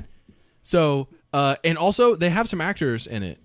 I know the one they announced, I think was Oh, my mind's at ease now. no, Thank some God. of the no, god damn it. Okay, I am also a fucking Aliens fan. If Ethan, if this game, I am the dude. I had all the comics back in the day. I had all the toys. I had everything. That is why I am so. I have no confidence. I want to be surprised. It's not a fanhood thing. Hey. It's a. I'm just so scared. hey, when I was 10, And I feel alone. when I was 10, my best friend and I made his little brother be the alien while we were the Marines for days on end until he cried. He was bawling. I don't want to be the alien. You're the alien. We shot you. You die. You explode with acid. And he would have to act out the acid exploding from his body. We did this for How far away were you? We did this till we were like 17 with toy guns. We were far enough away we didn't get splashed, but sometimes we had to take off our shirt because it had acid on it. That was our armor. And then When you're playing Aliens Colonial Marines and like Wierzbowski shows up, you're going to be like, it's fucking Wierzbowski. You know, the average person is not going to get it, but you do. So it's like the references there for you. And you're like, it's the voice actor. He's like 58, but it's him because they said it's him And, in the and trailer. it sounds like Where's Bowski? yeah. Yeah, instead of Where's Zabowski? yeah. He's getting It took me a eaten while. by aliens over there. I was probably 22 or 23 Yeah. before I figured that one out. Yeah. Got the special edition. Yeah. So anyway, this is a game that none of us have played yet. I just like to point that out. This is about the 5th, so anyway, I think it's probably my fault. I apologize. What? No, there's some passion on this one. It'd I was be supposed like to rope this in. if they were making Somebody else host. what do they call that? Eternal Darkness 2. Same level of passion. Oh, yeah. Yeah. Unfortunately, that one is definitely not going to No, happen. that's not going to happen. oh, come on. Okay. Also, haven't been playing that. Can they just sell that in the THQ sale? Just anyway. Just because. I mean, Well, while, we while make you're it- buying stuff. Wait, wasn't Can that we published? make a bid on that? Wasn't that published by Acclaim? THQ owns some Acclaim stuff. There might be somewhere some precedents for. Never mind. It's not. I'm depressed. What? What'd you- Diac. what What did you actually play? Dennis Didac? Okay, so I downloaded some games that everybody's been really excited about recently, and I'm a little behind the curve. I realize that. I'm okay with that. But I downloaded Trials Evolution, and by the way, Horrible Night Crew, I hate all you fuckers. Because I've been watching your ghosts when I'm trying to do this, and like there are times I've been getting stuck and just biting it in the dirt over and over again. I can't imagine coming to that game 6 months. Oh, that's it's aggravating. Justin you hate. No, Or I'm sure Brandon. it's Brandon and Cole. Cole. I didn't see Cole's his. brutal. Oh, he's been Yeah. playing. Well, it's because Or he spent all played that time since- playing. What the hell's the one on PlayStation? Beautiful. Oh, not Beautiful Joe Danger? Joe Danger. Beautiful Yeah. Joe Joes. Danger. All the Joes are the same. That's racist. Yeah. Yeah, they're all Irish and they end up working for the police.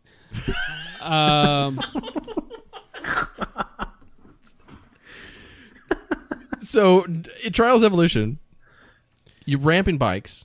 Yeah. And it's beautiful. It's a downloadable game. How, do you when you're having one of those bad levels, and you know what I'm talking about? Yeah, I When do. you're having a bad level. We have the same bad levels, by the way. Oh, really? Yes.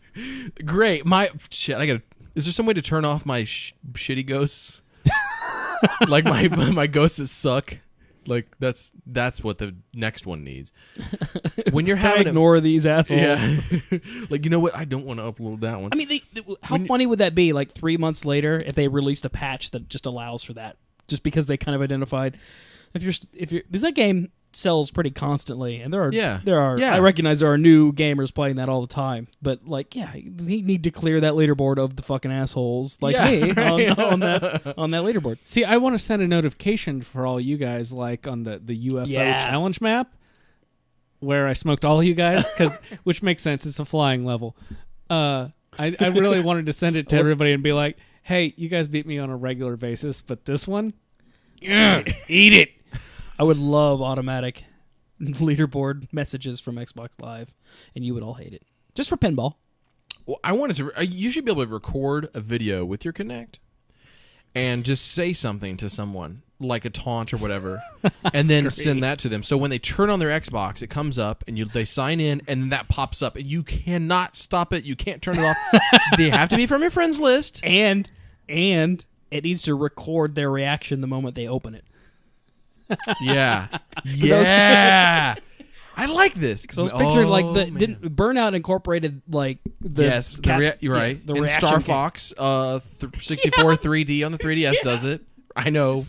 See their face when you kill them. Yeah.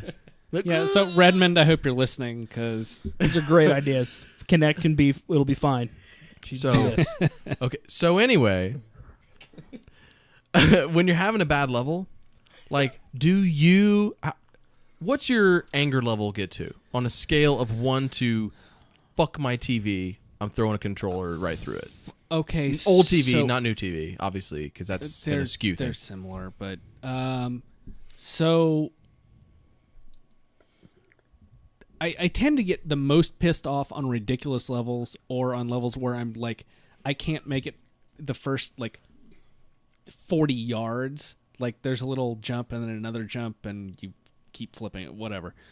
At first I was getting really pissed off and I was literally getting cramps in like my calves and my jaw because I was getting so angry. I'm like on the tips of my toes but pushing down into the floor because I'm pissed. And after the first day and a half I played that, I was kind of like, you know what? If I get this pissed off, this is what I do like after work for an hour and a half. Wow, that's how you blow off steam.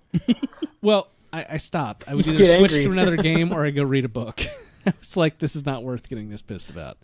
But yeah, it's up there with like the Octorok boss on Ocarina of Time. You know, the one where you have to chase around in a circle Yes, and throw I the do. fucking boomerang? Yeah, that's really That fucking asshole? annoying. Yeah. There are levels on when you're having a bad level. They But like get up 50 there. times in a row, and you get like bone, like the speed at which it's always you. Oh, Now, yeah. The level is not making things easy for you, but you always know, like somebody beat this, and especially when you see other people's ghosts doing it, that pisses you off. That like fucking sewer level with the so water mad. spouts. Oh, Oh, that's bullshit. Also, not recommended to play in front of, say, a 7-year-old and a 9-year-old Oh man, who increasingly love the game the more they see it until you get to one of those levels and they keep you're really bad at this game. Oh, You're terrible. and they start Suddenly calling you can Toad. You relate to one of child Man, abuse. you're short. One of them leaves. Did he Is die that why again? you're bad at this, I think that was the last time I played that game. Oh. dude? Just Wait, explain that's- trials, to you? ladies. Get it? Please leave. Go into your bedrooms for a second. Hey, That seems so scary. Oh, He's had the drink and now he's playing the trials. I want you to name these kids right now on air. No, I can't do that. We'll fuck them up. Why would you? Why are you so defiant about that? I want to know who they're not real. They're not real, are they? They're not I don't real. trust him. And I almost spit take. It takes a while to clean out the sponge. What brings you back when your calves are cramping up and your jaws askew? Oh, A good that's rub simple. down. This is A a, good rub down would help you. okay. calf That would massage? also help. You have a nice wife. I do. That hasn't happened though. Honey, you're having a bad time at trials again. Okay, I've Sorry, let me ladies, take I care of can't come that out for tonight. you. I've got to rub my husband's trials-related calves down. I mean, okay. What brings me back is simple. And by the way, when they get as big as mine, they're called cows. It's genetic. I had nothing to do with it. Actually, I have seen them. They are huge. It's pretty impressive. But those are like giant apples. I see them from here. so yeah, what brings me back is it's a completionist kind of thing. Like there are Yeah. medals, and my Yeah. buddies are going faster, They're and better than you. that really makes me angry. God. Yeah. Yeah, I thought I hated that game when I stopped playing. I still I keep going back to. I don't keep playing because I like it. This this is now encouraging me to keep up. Just I play games as soon as they're out, just so I don't have to live through that. Did any of you guys play basketball like in high school? Until they told me I was as tall as Toad. But yeah, No, you couldn't hit people in basketball. yeah, I was gonna say. Well, okay. Oh, let me tell you about my you can't- one glorious technical foul. you guys play and one street That's ball. your Like, highlight. You can't whack somebody in Oh. basketball like you can And whack one. somebody in a soccer My- game. That's all I'm But saying. well, my point is, you remember having like a shot blocked? You ever had a shot blocked? Yeah. no, never.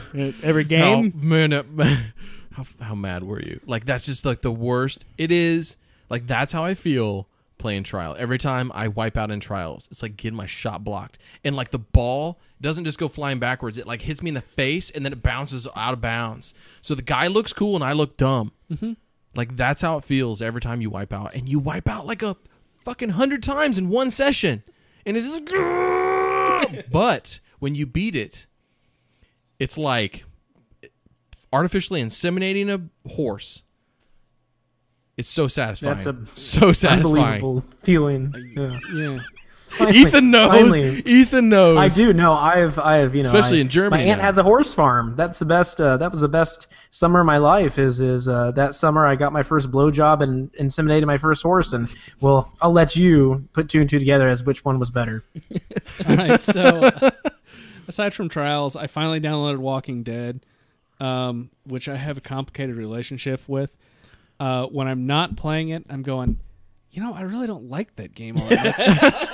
The story's okay, but the rest of it's sort of boring. And then I start playing it, and I want to make the right decisions. I want to keep playing, and so Don't you just wish you could watch the whole thing? yes, But with the person in the room? wait with the Well, like with the person playing there, so you could like react to them. And, yeah, like, and yell and tell be them like, what "What to the do. fuck is wrong with you?" Right. Yeah, You're why a did you horrible do that? person. I actually, that I'm kind of glad my wife hasn't watched me play this. Dude, it's now that just- you mention it, Yeah. So how far are you? I'm somewhere on the train. I just got past Okay. the Careful. fuel tanker. Okay. I Don't tell me I'm not done I really yet. feel that You have Yeah. to get past the fuel tanker. There's no decision in getting past it. You must get past it. that is the make or break The point. fuel taker. That's the whole story. God damn it! The second half of episode 3 is the make or break point. Like if that's where I feel like this series is going to hook you or it's not. Oh, I'm gonna finish it. I already downloaded the whole damn thing. Well, it's like $2 all break. So not Yeah. really, but might as well be. The gameplay is fine. It's sort of like I feel like they should call it less of a game and more like an interactive story, and maybe somebody does. What if they labeled it "Choose Your Own Adventure" like the brand of books, and I they would just had feel that on it? I would feel less conflicted about it when I'm not playing. Once I'm playing, I'm good and like I'm settled in, and I'm like I'm gonna play for 3 hours because this is fucking sweet. But when I'm not playing, I'm kind of like, it's not really a game. Is this going to fill my gaming quota? So Do we really want to have that conversation again? no. I don't want to go into it. But Vibrating phone Because I makes won an that odd fucking sound. conversation. Ha! Wait, I have a. Wait, I have no, a. you didn't. Yeah, no one even had that conversation. I have the same feeling. It's halfway between a point and click adventure game and a choose your own adventure. It's right there in the middle, and that's perfectly okay. I have the same feeling. I have a question, and it's a spoiler, but there's so many spoiler possible things in here. I've got to ask you one, and I know it's kind of a big one, but I'm happy to play the. I'm not conflicted about any of my decisions. okay. Oh well, okay. I just want to know. I'm curious. Then, did you give Frank the beef jerky? There's no Frank. Whatever, the old guy, Larry. Whatever. Frank, Larry. That's Frank's literally. That's actually. Oh no! When you're handing out the food, who'd Fun you give the fact. food That's to? the same name. I figured out that I was gonna stab Larry in the back or push him in front of the zombies or whatever after like the first time I met him. I was like, this Larry. guy's gonna fuck up the group. You're gonna die, and Well, I'm not gonna help you. And chat, yes, you have 3 food items, and there are 2 kids. So yes, you give two food items to the kids, but it's the third food item. Yeah. It's what do you do with the third food Yeah, item? Do you that's keep right. it, or what adult do you No, give I gave to? I gave it to the AV guy because he had technical skills. You saved Doug. You saved Doug? He's practical. I saved Doug as well. I saved Doug the as man well. had Of course, you saved Doug. The man had useful skills. love Doug. Like the girl, like potential no- love interest, but no useful skills. It's logical.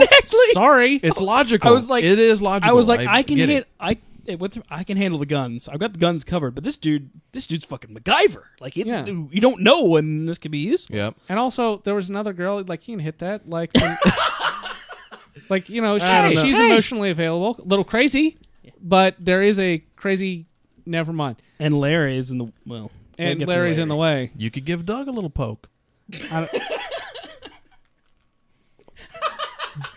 Oh, nah, probably Your not. brother Because is Doug an had idiot, a by the way, well, Ethan. he had a crush. Doug had a crush. Just if you don't know, Doug has a crush, and That's fine. I'm okay with that. on Patty Mayonnaise. Patty Mayonnaise. Oh, so whatever. Vest. Sweater. Is that it? You played some other stuff? I mean, I did play some other stuff. I don't want to spend a whole lot of time on the fact that I'm doing another Mass Effect 2-3 playthrough. Oh man. I wanted to get like the perfect. So I got to do it. Perfect Shepherd. Did you change genders? No. Pim Shep. I ca- You gotta play It Pim screws up. I know Jennifer Hale is superior She's so good. voice actor. I know. You can still get the love interest that matters. That's all. I'm saying. Liara, yeah. Yeah. What? No. She's blue. Dude, Tally. So wait. Tally.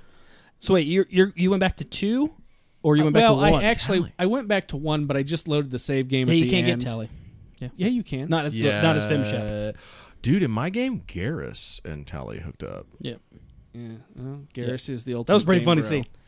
Yeah, that was great. So yeah, I just finished. It was like the last mission of Mass Effect 1, so I made sure the council survived because that's the way I roll. But I also did something I didn't think I was ever going to do, which was I picked up Black Ops 2. Oh yeah. And Digital Rooker. yeah, Digital Rooker's awesome. Yeah. And Did you get past where I think we both stopped at the same place? It sounds like right after the first like kind of mission where you're controlling. Yeah. That's where I'm at right now. I got The squad. Yeah. I think I'm on the very last mission of single player. Okay. The missions where you control the squads are bullshit. So I don't like him I was so either. mad He at doesn't it. like him. was Do you so like mad- him, Ethan?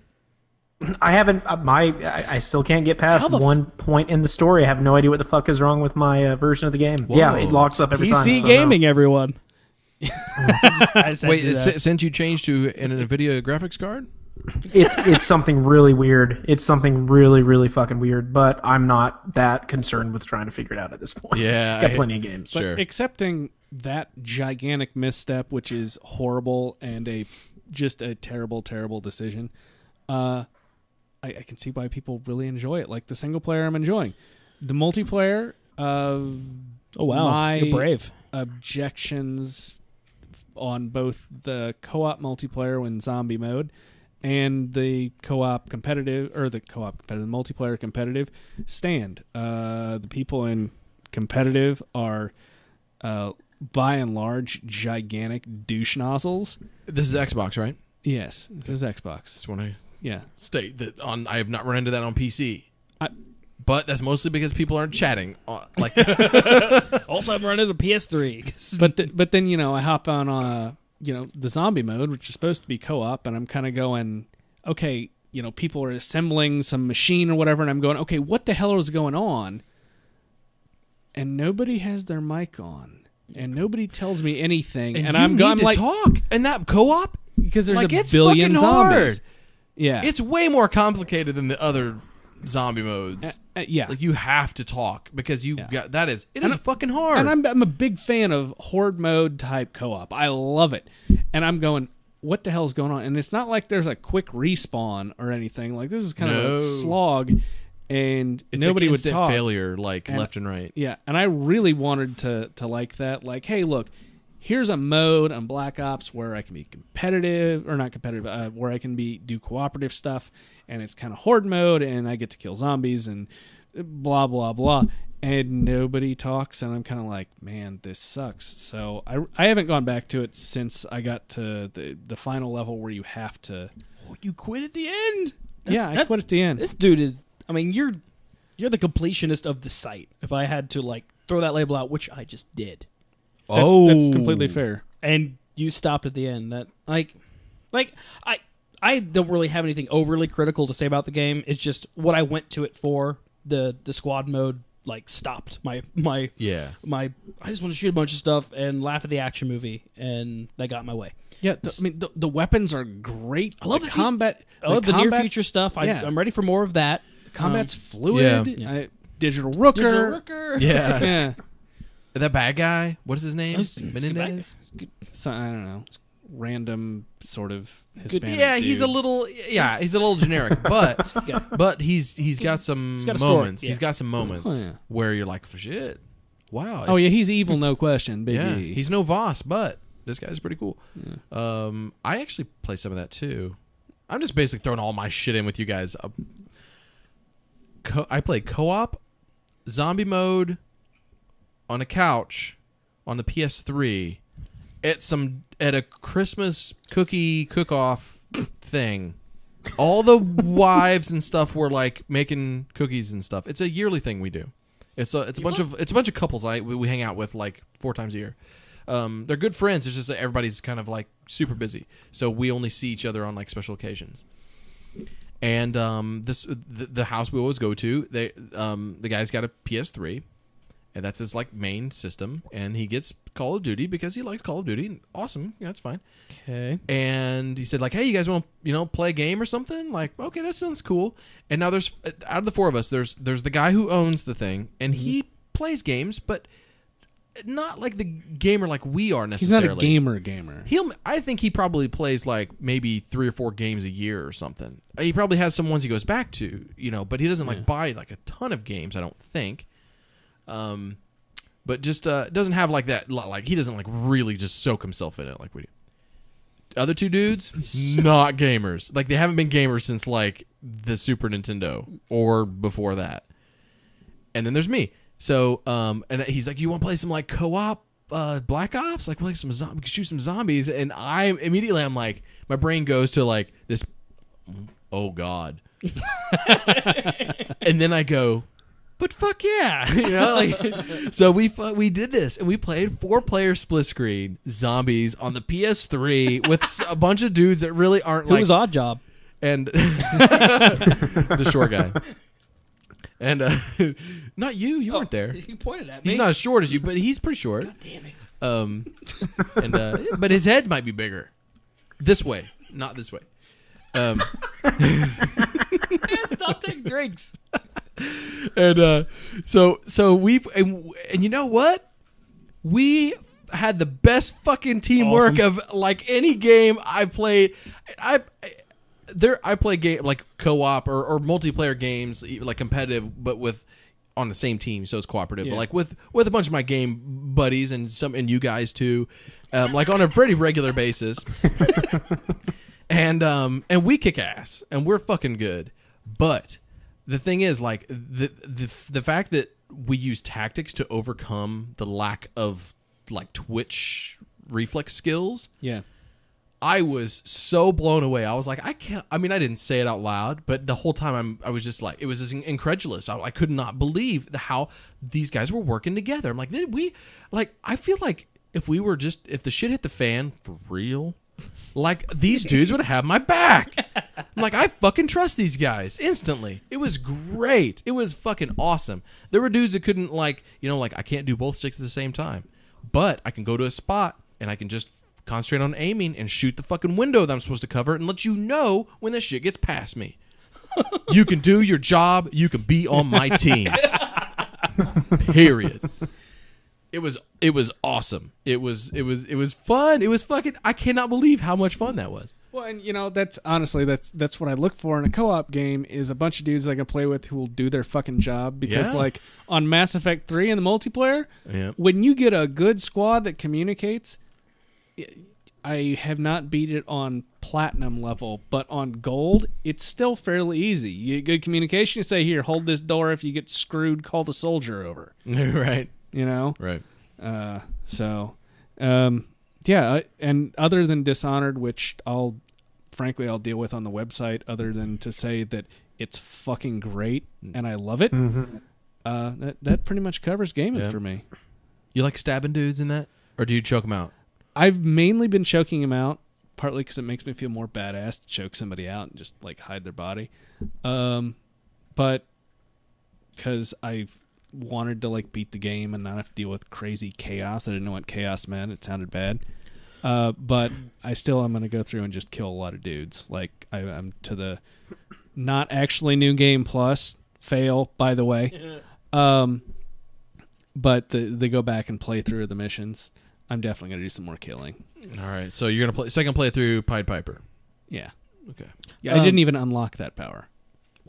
What? The rat thing? The rat thing or the Yeah, but just killing dudes adrenaline. brings more rats. Right. Mm-hmm. But I Like a lot of rats. I killed probably less than 100 dudes in the whole game. And zombies.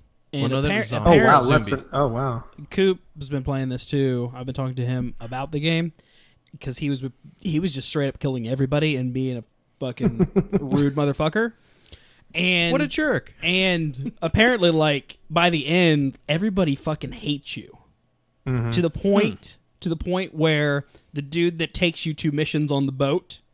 He said either the last mission or the second to last mission. The ferryman gets shitty? The ferryman's like bad-mouthing him. He's like, all right, here you go. I'd wish you luck, but not really. So he shoots his gun in the air to draw attention. What? What a dickbag. and Coop messaged me. He's like, I think I crossed a line at some point. Oh, my God. I guess I must be walking that line because I kill a lot of dudes, but I'll just like, you know what? There's just no need here. The guys like, if they're even just like, if I think remotely associated personally with the guys I'm supposed to kill, they're going down too. Like, you know what? You don't like, you're not Hitler's best friend and get away with like a trial. I'm not going to kill the street cop. But when I got to the last level, exactly. all those dudes that were on the island where it specifically said they're loyal to the douchebags. Oh yeah, I killed a lot of people there. Yeah. There's a knife I've got it's got your throat's name on it.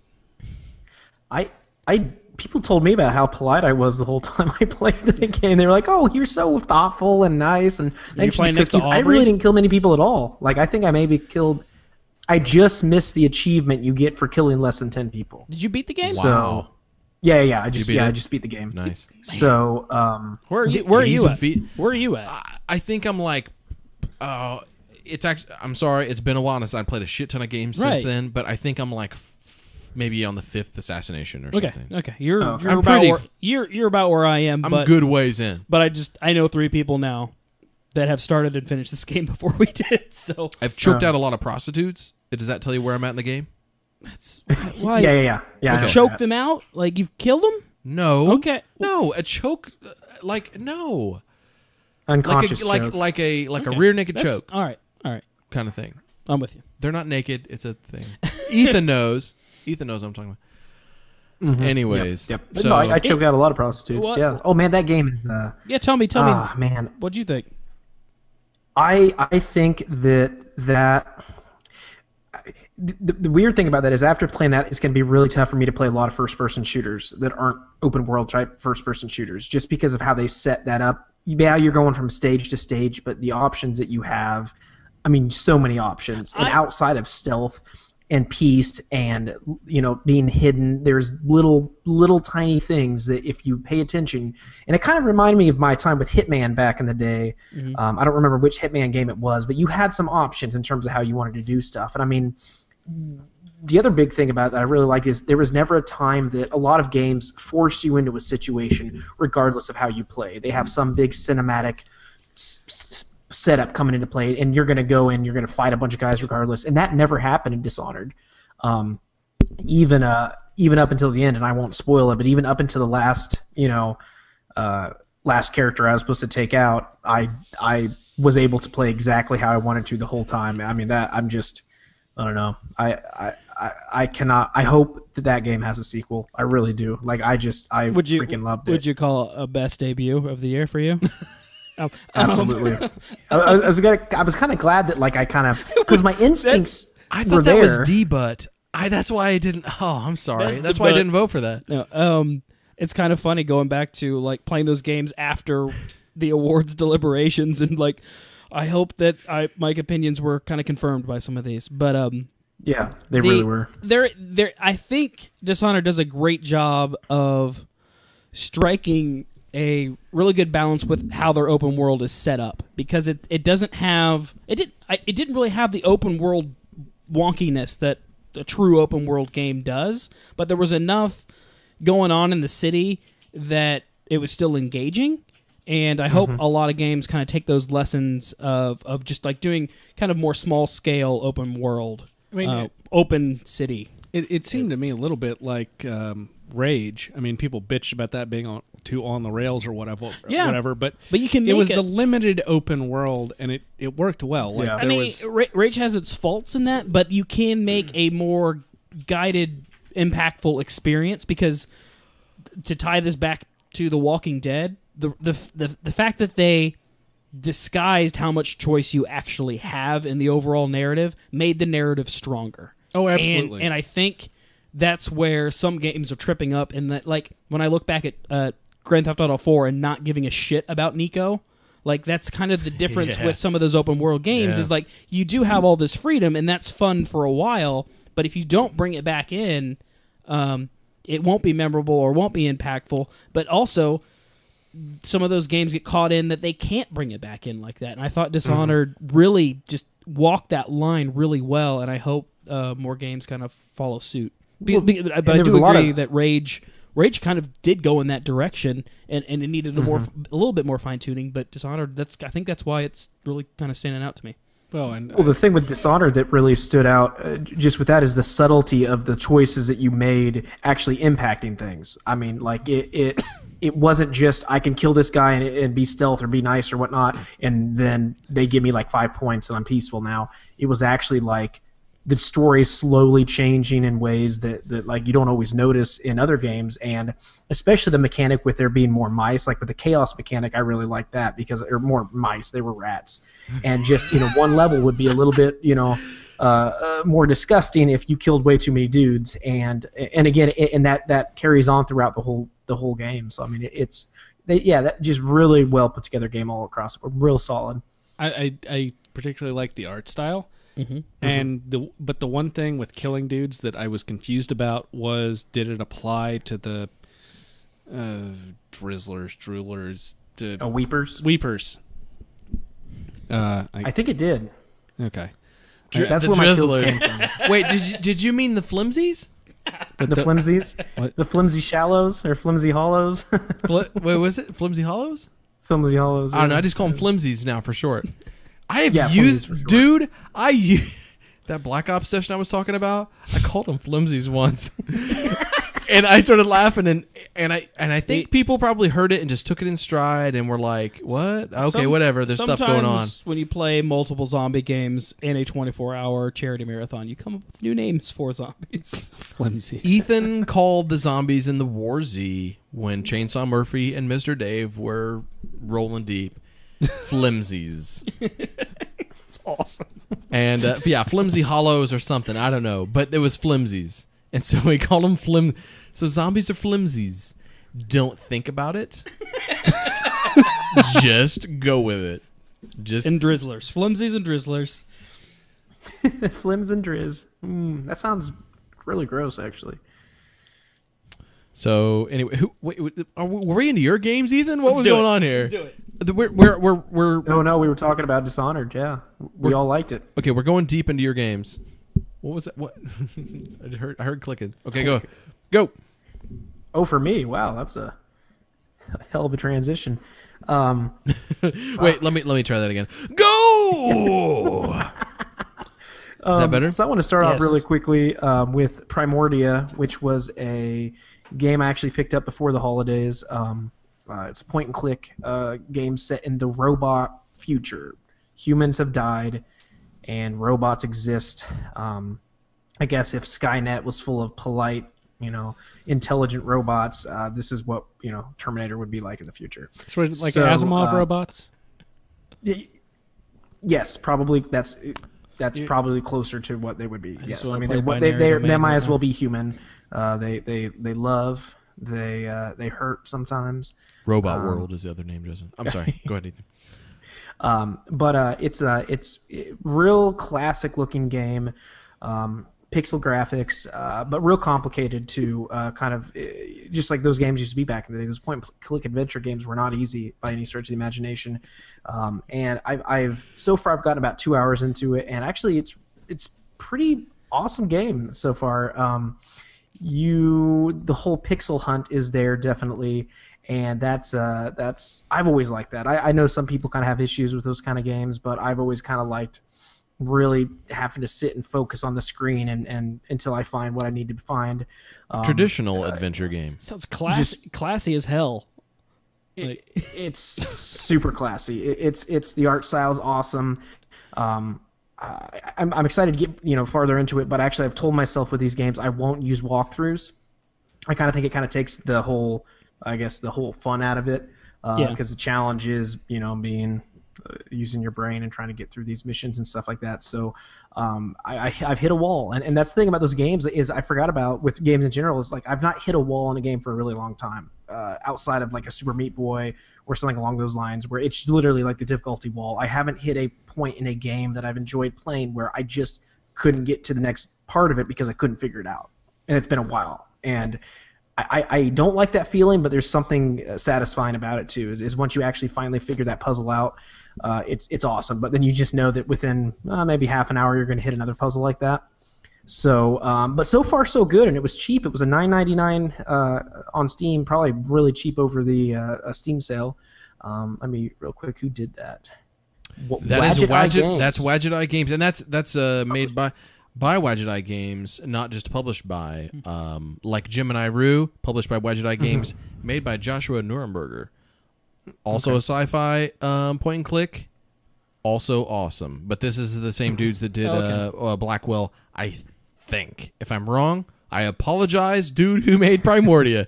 But yes, please continue. So anyway. But I've played a lot of action games, and my big theme, I guess, maybe for the last couple of weeks was to kind of use my head a little bit more. After Far Cry 3, where I just brutalized people, I was like, I need to kind of come down a level and kind of, I guess play some games. Not that game doesn't require thought, but you know what I'm saying. So actually, the next game that I got into was Anno 2070, which is a futuristic simulation, some minor type military strategizing, but it just kind of SimCity in the future. And the whole concept is which is actually probably going to happen to our Earth if we don't do something pretty soon, is the oceans have flooded, the polar ice caps have melted, and people are kind of trying to just basically in the very intro, in the beginning of the game, they say we have to rethink things. I mean, that's just really solid and just flat out like things because aren't really Miami's working out like they should be. gone. This makes sense. This makes sense because I thought this game was about fancy boats. I thought it was a fancy boat simulator. So yeah. Whoa, wait I a thought it was second. a city There's some builder fancy- or like yes, it was like a city builder, but the whole goal was to build fancy boats. I thought you that was the managed end goal. the giant boat from Fifth Element. Well, see, and I was thinking of just the smaller fancy boats from the island. That's space boats. But yes, space boats. You know want what? Bruce You're not far Willis. off. There's some fancy boats involved in this game. Quite fancy. There's some fancy mid-ocean space ocean bases. I guess if we're keeping the space theme here. Like our colleges, except in the ocean. Exactly. Yes. Exactly. That is the best way to describe them. And you colonize islands, and it plays out. You've got some enemies hanging around. You could be diplomatic with them. It has some Civ elements, but it's not turn-based. Again, it has that SimCity feel to it, and it looks incredible. I mean, it's a really incredible looking game. It's really cool to zoom in on the detail as you're building these buildings, and you see people walking to and from work. You see as your buildings kind of upgrade over time, kind of like they did in SimCity. You see people, go from walking to flying these little futuristic hovercrafts.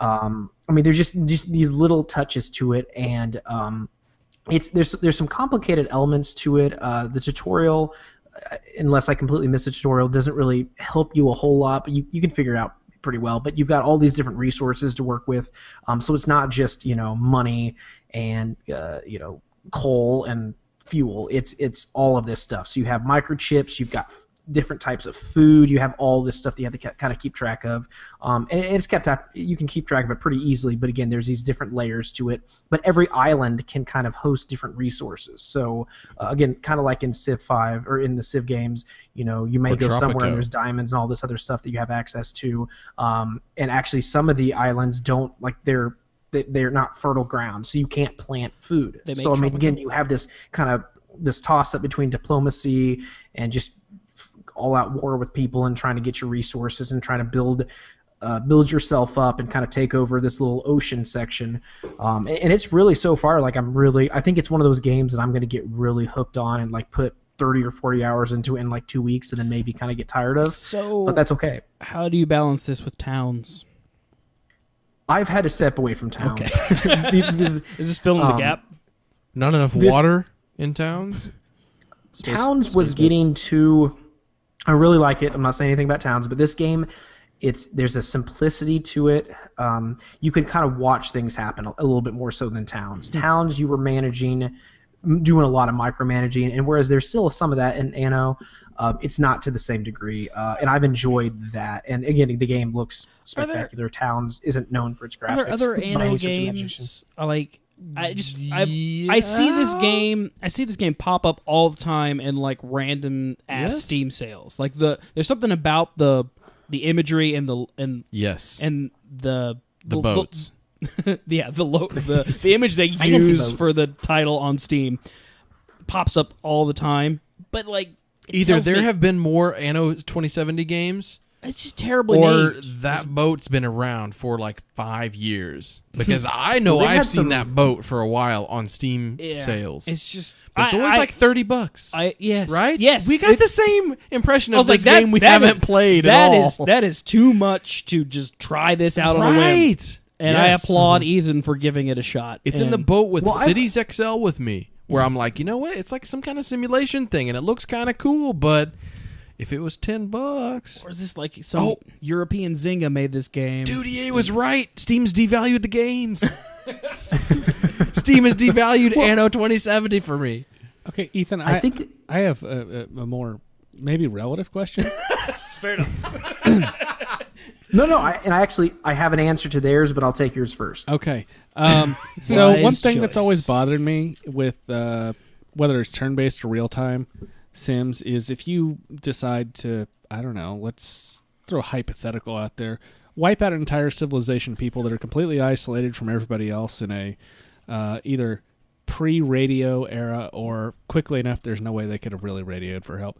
Or Merman. which would apply. Both those would apply to. Right, yeah, the merman. Supposedly. Somehow the So rest we of don't their know. civilization that is isolated from them suddenly knows about it.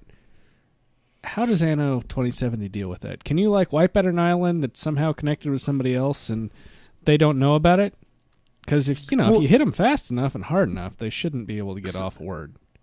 So this is in the future. So I mean, they've got some communication technologies that are a little bit better than You think know, that like they have the smoke signals Dinghy and- Express? Even if they don't have the Dinghy Express, I mean, come on, you send in pigeons. You send in SEAL Team 6, man. Over oceans? Pigeons don't fly over oceans. A seagull, Oh, maybe? I'm sorry. That's pigeons like the... A stork? No, like Oh, the, no, okay. the little speech, you know? Right, sure, Yeah, okay, that's I got not that, actually yeah. a language. Yeah. Has this always aggravated you about Civ? It really has. Obviously, Like, this is a thing. That you could take out an isolated community Yeah, there's and a small somehow the community. big boys get pissed off? yeah, I'm like, no, nobody knew about this. It's 1562 and nobody has cell phones. Like, y'all aren't going to find out about this till the tax collector comes in the fall when you've sold your crops. Well, this is 2070, so they have cell phones. That's and a they're good point. pretty He's got a good point. It is in the future. It's in the future. It's in the future. They've I mean, got- you start and off. in the satellites future. don't You're stop not- working just because there's But the towers that broadcast the phone signal that are always bouncing, the phone doesn't talk to the satellite. Well, maybe in 2070 they do. They're all sat satellites phones. deorbit if you don't continually give them correction. Well, just because the water level rises doesn't mean like all the scientists die. NASA's in Florida. Whatever, they built a big fucking And tower. Houston. I don't know. I'm Surely sorry. those guys would see this shit coming first.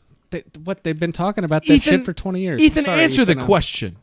I was going to say it's they don't go into huge detail on all of the satellites and all that the intricate stuff. I mean, the big Oh, thing he is dodged it. He people- dodged it. well, I mean, I don't know. People can, I have no people can recollection, communicate sir. pretty well. Yeah. Next question. He's not please. getting borked on this one.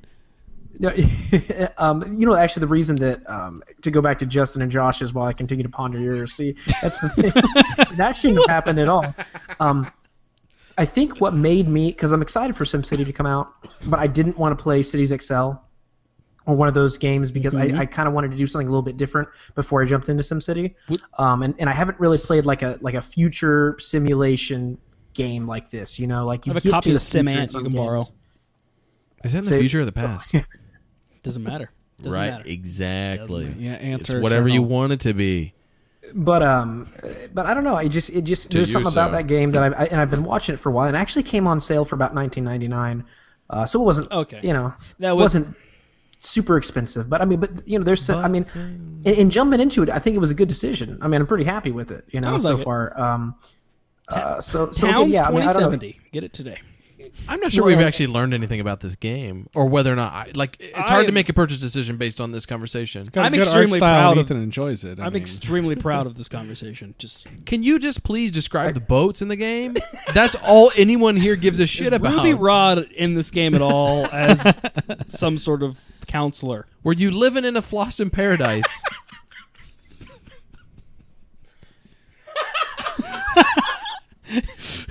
I'm like hijacking Ethan's games. Is he taking notes? I think He's he waiting wrote for us. some- He's just waiting for us to stop talking. Did we just lose him? I think we lost Ethan. I think you've been muted. What happened? Oh, something's wrong. Something has happened to Ethan. The German police have come. I don't know, the Gestapo or something. I don't know who this is, who's come to his house, but oh my God. Can you see this on the stream? There are people have entered his home. He's been bludgeoned. Oh, that looked painful. Oh no. Oh my gosh. Anyways, so that was really fun. You know what? And while you're doing that, let's keep this rolling. I want to talk about a game that I think some of you guys have played. Let's talk about Sleeping Dogs. Sleepy dog. As we're talking about all these satellites, a satellite just came crashing down outside of my house. I think that's what happened with the Let's internet not signal. talk about Sleeping Dogs. Let's talk to Ethan. He's back. Oh, We sorry. apparently have Yeah, I lost lost sound. that. I would explain the games if you guys ask good questions. That's fair. That's fair. Okay, and we're back. And we're back after technical difficulties. We're back. Ethan Moses. What else? What's going on? Do we have time? Does he timekeeper? we're good. Are we We're good? good. Ethan, You got more one- games. yeah. Go. I don't even want to explain this one because it's the same thing. Let's talk I'm playing about a lot of- Brad Wardell's latest masterpiece. Fallen Enchantress. Yeah. Do you I like how you both have a complete different basis of knowledge for all of these games. do any of you guys Ethan have just any, fucking playing it, man. do any of you guys Stardock did it. I don't know the specific wait a minute, characters wait a that were minute. involved with the creation of this. So you guys don't know any of the drama surrounding Brad Wardell from Stardock, the guy who runs Stardock. I'm still this- caught up on Eternal Darkness. I think I have that on iPad. I'm in reference to Elemental. Are we talking? But I'm talking about specifically this guy. Every time he opens his mouth and talks about women, Oh, No. I have no idea. you know what? Not that it's ever going to matter, but I kind of don't. I try to avoid like talking about like a lot of that kind of there's a lot of noise and there's people make mistakes and make all the that kind internet of angry, stuff. basically. But this guy is he's an idiot. He needs to shut his mouth. He needs to stop talking. He runs this company and he's sort of okay sometimes at making games. But this guy's he's a moron. And it's not just that he's oblivious. Like he says shit comes out of his mouth that no one would ever get away with ever if the company was just this much bigger. So, I mean, are we Or talking publicly like owned. Mad Men style statements? Like the guy on Mad Men who's saying stuff that's edgy for the time period Mad Men's going on? He doesn't say, "Hey, it's my company. I'm going to grab some boobs at work if I want." But he's about this close. Whoa. He's an idiot. Just an absolute moron. And you know what? No one would disagree with me. Except maybe him. But like no one else would ever disagree with that. So I'm very comfortable saying it. So Ethan, tell us about his game. That said, I have no idea. there are a lot of other people that worked on these games. And let's not save. take away Good from a save. decent game. I was going to say If it's worth Justin's playing. team of- At least to let Ethan talk about the game before we shit all over it and take a Fucking tangent Brad completely Wardell. unrelated to the game. What Tell me about it. Yeah, well- But let's talk about Fallen Enchantress, the pseudo sequel to Elemental.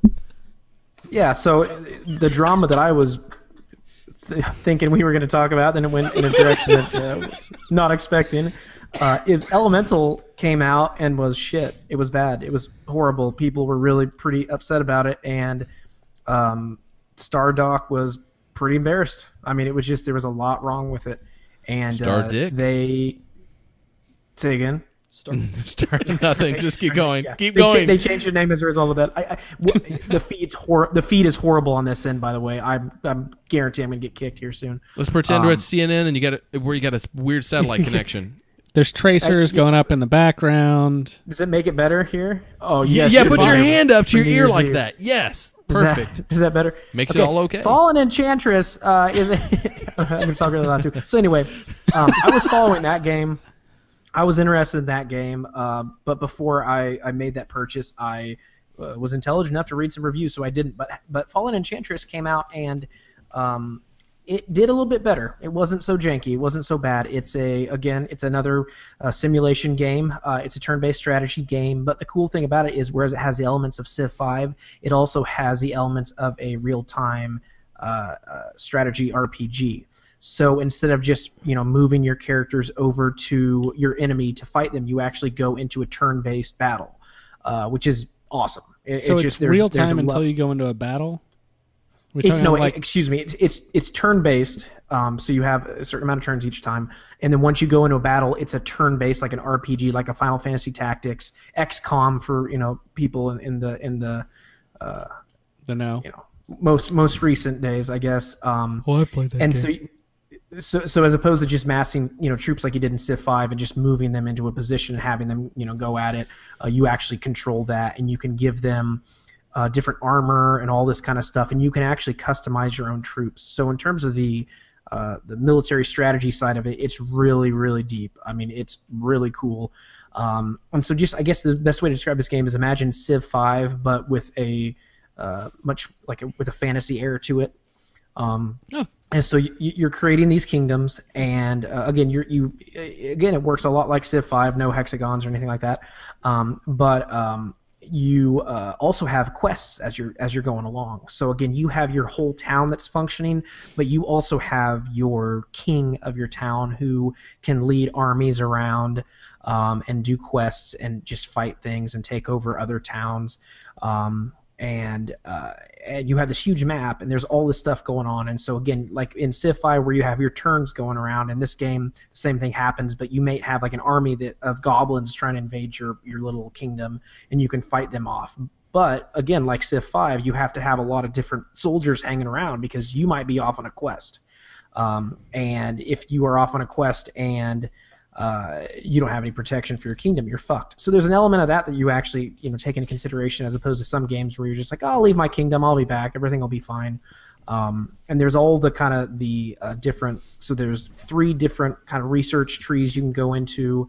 So essentially what amounts to, again, diplomacy, battle, and then magic. And so you can completely customize how your kingdom works out with this. I mean, again, to a very specific level, almost to an annoying level at times, because there is so much stuff to process. But so far, I like how deep it is, and I like, again, like the little surprises you get. Because with Civ, it was cool for a point. Your first playthrough was really awesome. You play with different people, but there weren't a lot of little things that popped up and surprised you. In this, I was taking my king and a couple of soldiers out to kind of explore the countryside, and a huge freaking troll just showed up, and so we got in a big fight with him, and all of my guys got killed, and my king had to limp his way back. So I mean, again, you have these little kind of semi-cinematic moments occurring within this story. So again, you feel more like you're creating and shaping this universe more so than just amassing resources going from there. 2 things. First, the non-serious comment that I feel like Warcraft ruined what my perception of trolls actually is in a larger fashion, and that they're like giant creatures that are intimidating. 2, Ethan, you win for actually, like, usually Josh will bring up this random game and go into a description about it that by the end of it I'm finally interested in it, but you get the award tonight for it. I didn't know until you started talking about this that I kind of do want a fantasy-based Civ game, and it actually, I was ready to make fun of this game, and it sounds pretty cool. Yeah, I'm interested in this, but mainly because it sounds more or less exactly like the bastard love child of Heroes of Might and Magic 5 and Civilization 5. Yeah. That's probably really Heroes good. of Civilization 5. 25. Oh, sorry. 25. 5 is the last one I have, so Multiplying is better than addition. Fact. anyway, it sounds Technically, intriguing. it produces higher numbers. Normally, if you take number, whatever. So Ethan, you've brought out like was dumb. 3 thinking man's games. Are you playing one of these 3 more than the others, or I feel like you were on a search? Are you wearing a smoking jacket while playing these games? That too, but I feel like you're on a search for something, and then have you found it? No, I mean, I don't think I'm on a search for something. I just think that I need, I don't know, I think towns really got me moving in that direction of kind of managing something. I want to manage something. I enjoy managing things. I thought Towns was great. Towns is tough to play in short bursts. I think right now, for me, I need a 5-hour sit down with Fallen Enchantress. It's just because of the depth of it. We'll never know how he finished that statement because Germany has gotten in the way once again. Let's try to drop him and then bring him back. Okay. Sorry, Ethan. Oh, we lost Ethan again. What are you afraid of? The Germans? Let's take this opportunity to pour ourselves a drink. Strangely, I didn't. The last time I was in Germany was the hard liquor was limited and not good. Delicious beer, but also since we're taking a little bit of break, Matt, while I do appreciate your approval of the Boddingtons, we didn't have time to set up a tap. So, Do you want any water? no, thanks. I always cut. So this is the best scotch I've ever had. I love this Green Label. I've only ever had one other bottle. It's offline completely. It's really good. Yeah. Also, to you dudes in the chat, thanks for hanging out. It's fucking awesome. When you see me look to the left, like hard to the left, I'm looking at you guys and I'm reading your stuff. Even though I don't always have like a good time to like When respond to this all way- that. That's why we type sometimes, because it's not like we don't want to constantly interrupt. But When it's I look awesome. when I look to my right, there's a 50% chance I'm looking at you, because I could also be looking at Ethan. you know, here's me looking at Ethan. Here's me looking at the chat. Hey, you got to make a hard turn. I can just Here it is. take care of both of these. Here's this. Yeah, a tap like Here's this. for a keg with the nitro pull. Yeah. Yeah. What else is going on? See, in that's chat? what happens when we respond directly to chat. Most of see. the time, I'm just sort of laughing a little bit I quietly. try to think, like, honestly, while we're doing this, like, how much to really integrate chat into the conversation. We're glancing, we're responding, we're typing out responses via chat, but we've got a live show, and Well, yeah, with this show especially, At it's home a I do, little I bit promise. harder. I mean, it's easy to just throw it. Like, if you guys, sometimes, if I see it in time, it's like fun to like throw in a little something. But a lot of times, I go and I see it, and it's a little bit after the fact, just because it's not directly in front of me. But like Horrible Show, it's a little topical. As Justin's talking about, is bringing up certain topics and stuff. If you guys have like real legit, like you got some real serious Non-peanut opinions, gallery stuff. throw some a little bit, throw a little something out there, and maybe that'll get acknowledged. Like, I mean, I know we do sometimes. did you see it? Chat just brought Ethan back, all by themselves. You guys did it. Nice job, fellas. What did you Ethan, can you hear? What did you Say some- touch? Yeah. There we go. Yeah. Cool. Dude, Nothing. It's not. I shut down once it went dead. You I shut restarted? this down and just rejoined it. So I don't know what's going on. My internet's completely fine. I just checked my connection. I'm fine. So Let's just satellites. got Let's any just more move on. Enchantress No, conversation? I'm done. And we're talk about it more in depth. back. So, all right. So, Ethan, I just had probably one of the most I want to say intellectual, definitely the deepest, the gosh, I don't know how to say this. I'm going to sound like a jerk. Like, it seems like you've somehow in the last month you've graduated from some of the dumbest random games to some of the coolest random games. In his defense, Wait. What name a dumb random Wait. game that I have played? Hang on a second. Earlier tonight, you said, I've been playing a bunch of like stupid, violent shit, and I wanted to play some smart stuff and reflect upon myself.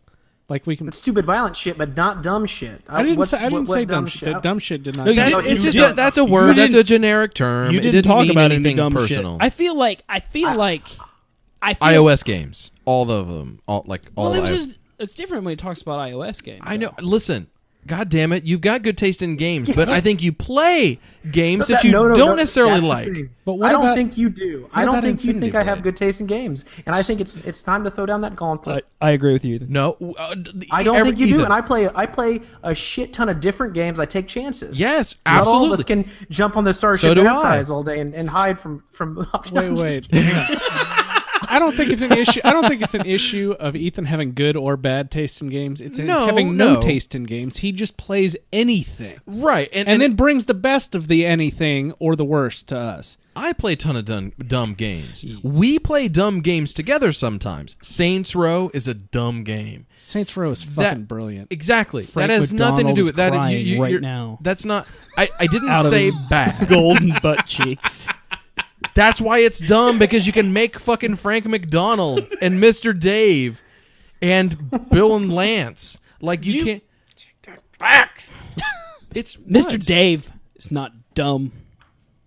A game that allows you to create Mr. Dave. So Dragon's Dog was. It's dumb. pretty dumb, yeah. It's fucking awesome though. This is That doesn't fucking make blasphemy! anything less awesome. It doesn't make shit less awesome. You Listen, cannot make a dumb game that has Burt Reynolds in it. Burt Reynolds is a god. you can make dumb You know what? movies. You know what? He hasn't seen that part yet. What? Oh, I'm no, sorry. I haven't. Spoiler fucking alert. No. It's true. I haven't. The game came out a year and a I half played ago. co-op with this guy, and all of a sudden we played the Deckers Die. Yeah, that was the first The time. Tron. Yeah. Oh, which is I was like, holy shit. awesome. Yeah. He's been playing a lot of co-op. All right. Okay. Just to wrap that up, Ethan, I don't think you have bad taste in games, but you just play the most random shit. But this time, you just happen to play a bunch of stuff that I think the majority of us from the crew and maybe some of the listeners would think like, fuck, that sounds pretty cool. Oh, yeah. Like instead of like, what in the hell is he playing? Yeah. Does that? I mean, does that help Wait, a little? I did not mean to offend you. I feel like I miss Ethan, but I got some good games recommended to me tonight. I like that you play weird shit because, like, frankly, most of the dudes on like don't really branch out too much. Like most people on the site don't branch out. We are the worst friends. Wait, I have a serious question about what the hell is it called? Fallen Enchantress. So you said it was kind of complicated, but not too complicated. No, Anno's not too complicated. Fallen Enchantress, there's a level of complication. Well, yeah, but I mean between like Civ 5 and AI War, where are we on the scale? Because AI War was the one that I was like, this is pretty, but fuck this because it's too complicated. I didn't. No, I never played AI. So I thought you did. AI War. So I wouldn't. I couldn't. No frame of reference for that. Oh, my apologies. It was ridiculous. Sorry. There were like literally like Sorry. 800 craft you could build.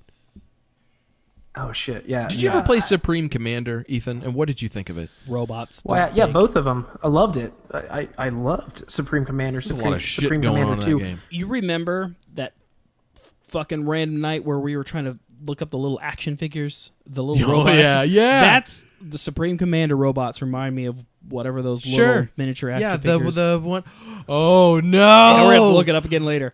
They're They're not muscle. They're like little muscle figures, but they're robots. They're like, Transor Z. it's Nope. something. No, it's a dumb name. So, Josh, the robotnoids. something like that. God, oh. What have you been playing? Thank you for asking. I appreciate that. I've been playing. You know what? Okay, this will be a brief one. I've been playing War in the North some more. Tell me about this. With Kylie. It's our new date night game. I was jealous guys. for half a second. Yeah. I was jealous for half a second, and then We love Lord of the Rings. Like, period. Like, it starts with the movies.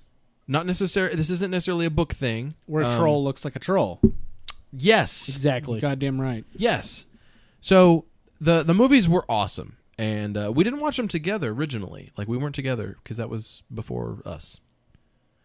But since then, we watched them like here and there, and then with The Hobbit coming out, we said, you know what? Before The Hobbit, we're going to do a marathon, and we have the extended edition. She owns the extended edition Blu-rays, so like, let's do this thing. Did you guys?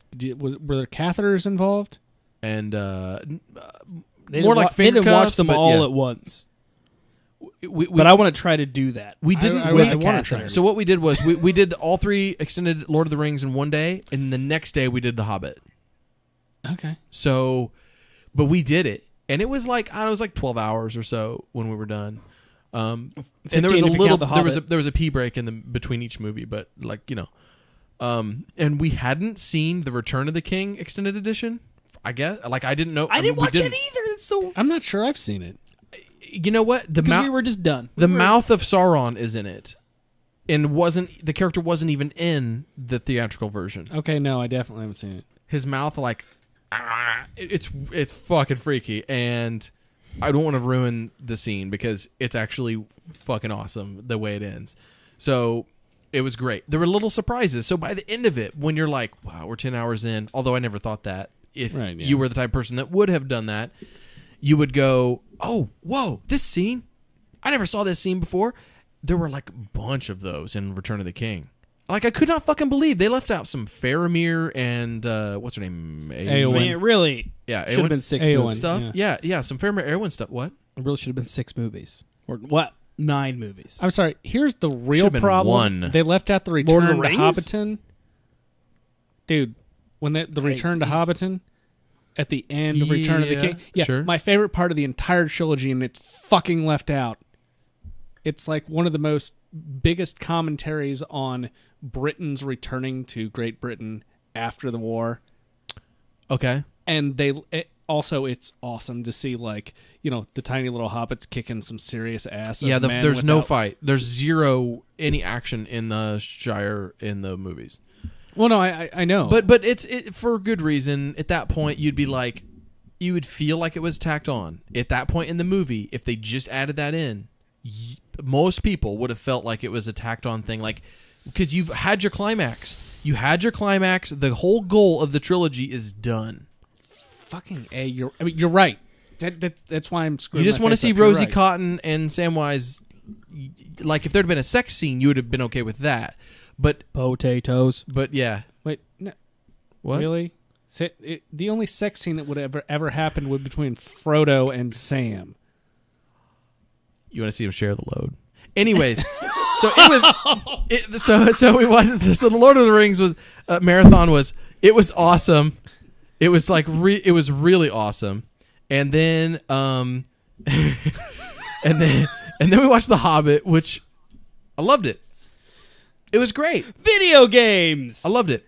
Yeah, and so Played The Hobbit on PS2. then How's we got home after The Hobbit, and it's this is holidays, and I'm going, I feel like playing Lord of the Rings game right now. So you play Lord of the Rings online. First, no, well, actually we've done tried that. We did that already, and it failed. But then you picked up a great Lord of the Rings game, or very good. Well, yes, but it's not the one you think. Then I said, hey honey, check out this video of this game, Lord of the Rings Battle for Middle-earth 2, this RTS game. She looks at it. She goes, it looks too complicated. I don't want to play that. I'm with her. Yeah. Yeah. It was really like, dumb of you damn to it! even suggest I that. love Why that game. It's- why the fuck would you do But that? it's not the movie. You guys have just been seeing Peter Jackson movies, and that has fuck all to do with Peter Jackson movies. Loader Biff Me Too. Wait, I don't even know what that means. It is based on the films, Acronym. and it is really good. Okay. Would you I get talk it. Yeah, about what it's we want there, to hear it's there. about? Because this is horrible Then- foreplay. Then I thought, boom, fucking war in the north. And I Oh shit! It's a Diablo clone. Cut- It's fucking Snowblind who made Baldur's Gate Dark Alliance, which she would have loved Okay. had we played it together. Jo- Had we been dating in 2003. Josh and I spent a wonderful evening together playing Wonderful. this game. You know how I was Split just screen. talking about Split Frodo and Sam? And so imagine my frustration when I come online one evening to Steam and I notice that Josh Lee is playing War in the North online, which we basically at this point I thought we had a gentleman's agreement that we would only be playing this game together. On the Xbox, yes. But then I was slightly distracted because then I looked over. I was like, "Oh, it's on sale on Steam. I should buy this. I could." But wait, Josh is playing this, and who were you playing it with? Milady. That's okay. Yeah, It is a Date three-person night game of the year 2011. and I would totally play that again with you on the PC. Yes. Okay. Yes, first of all. I would also totally play it again with you on the computer as like a different character. Because I've been playing the whole time as not Boromir. Nolan North? Or not Aragorn. Is it Nolan North in that? Yeah, game? it's Nolan North is the guy. Yeah, the main Ranger. dude. So, I would do the dwarf, which I did a little bit on the split screen when we played. I really want to do him again. Not Gimli is fucking cool. I like that So character. what is Not Kylie? Gimli's trigger actions are badass. Yes, What I agree. what does Kylie like about it? So, she loves the Diablo games, like any, like Diablo and Torchlight and that kind of stuff. She loves it. So those games are just that, but with a different camera view. She likes it for all the same reasons she would like Diablo. So the loot, the action stuff is fun. the finishing moves, like when you get the little critical attacks, like you do some damage and the little arrow pops above a dude's head and you do your strong attack and it does those sweet ass slow-mo chopping limbs and heads off animations. Yeah. It is very satisfying. Especially extremely satisfying. With not Gimli, when you like sink your axe into somebody's head, and then he stomps on the chest and pulls the axe out. Very good. It's very good. And to be fair, the storyline is pretty badass. No, it's really good. And they reference a ton of shit from the books. They make some new stuff up, but constantly they're referencing stuff. So at never any point do you go, well, these guys really took it like or way outside the Tolkien's lines. No, they don't. They kind of stick with it. And yeah, there's some gratuitous fan service at times, but it's fucking Lord of the Rings and it's based on the movie shit, so I don't care. Well, and one of my majors in undergrad was in English Lit. And I got to take a class in Lord of the Rings from a guy whose PhD was in Old and Middle English literature, which is what Tolkien, that's what he was a professor of. Right. And he explained that, for one, Tolkien wrote The Lord of the Rings as a framework for the new language he invented, Elvish. Elvish, yeah. But that, from what he could tell, and a lot of other scholars can tell, the entire purpose of setting it up that way with the Silmarillion was to build a framework for a universe that other people could write in. Yep. So the fact that somebody wanted to expand it, that was kind of the point of Tolkien's work. It's awesome. The Agendour stuff, it for me, it really works. Well, and because Agendour shows up in the Silmarillion. Oh, I thought that was a made-up dude. Oh, I'm sorry. Agendour doesn't. There's another character in there that shows up. The in the awesome Silmarillion. eagle, Angmar, or the witch of the witch. Well, King Angmar shows up in there, and I want to say Agendour shows up in maybe the appendices at the end of. What did Kylie think of the eagle? Oh man, she fucking loves the Eagles, dude. Airstrike. When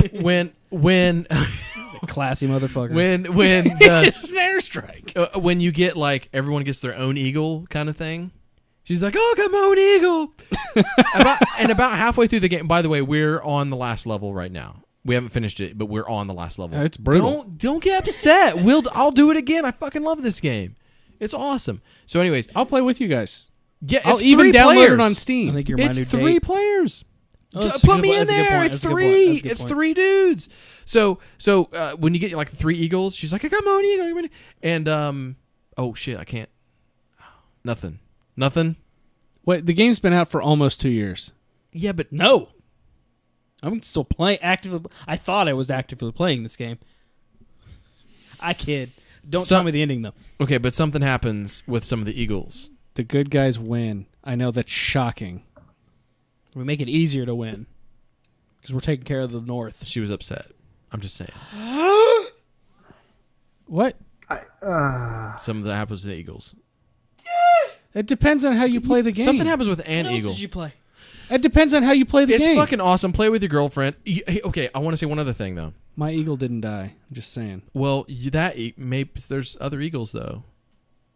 Well, yeah, but it's not my eagle. I don't give a shit. Yeah, but if you have claimed an eagle for your own, and something happens to that eagle, maybe it's something bad, maybe they just had to go away Shut for a the fuck while. up. Maybe they just had to go on vacation.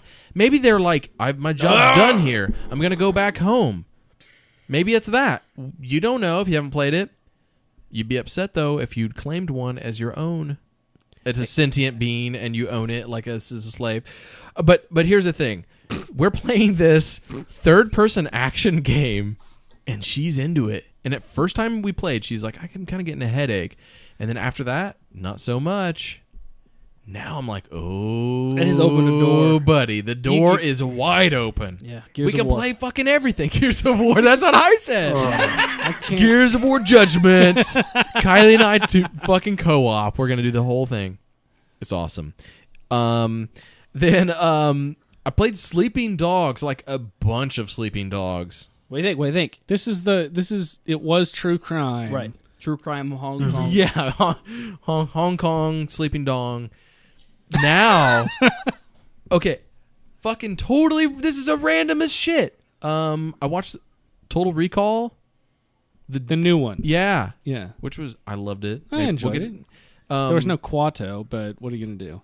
Yeah, but the dude that like gives him the little business card for the recall. Yeah, it's company. Harold from Harold and Kumar. No. The dude that at his work that gives him the card. Oh. That's the main character. That's the main dude in Sleeping Dogs. That's when Chun Li went. Yeah. Wei Chun-Li? Chun. Wei Chun. Li Wing Chun. Right now. Wing Chun is a Wing Chun right now. I think that's a type of kung fu. That's what Bruce Lee grew up on. Anyways, You recognize the voice of the main character? Terrible at the names. Yes, it's the actor. It's the same actor. That's my point. So this game is awesome. I love it. It's awesome. I don't mess around in it. Okay. Like I do You Saints just play Row it. or whatever. Yeah. Sleeping Dogs is what Grand Theft Auto wants to be and can't. Wow. Sticking it. Like, I'm not saying this is a challenge, but I'm just saying that's a big word. Like, Yes. Wow. And I mean it. And I played fucking- enough of both those games, of both those I've come franchises. around so far on Rockstar. I still kind of want GTA 5 to fall on its face. I'm not gonna lie to you. You know what? That but latest trailer. just because of how badass that Red Dead was. Yeah, I want or- Red Dead 2 and Bully 2 to be like fucking awesome. But here's the thing, But I want and I know you GTA. feel the same way. I don't need Grand Theft Auto anymore. Right. I mean, we were on the same. We don't we need had Saints Row the third. Like that was. We have open world fuck around game. It's not just about open world. It's not just about open world. It's not just about fuck around anymore. Okay.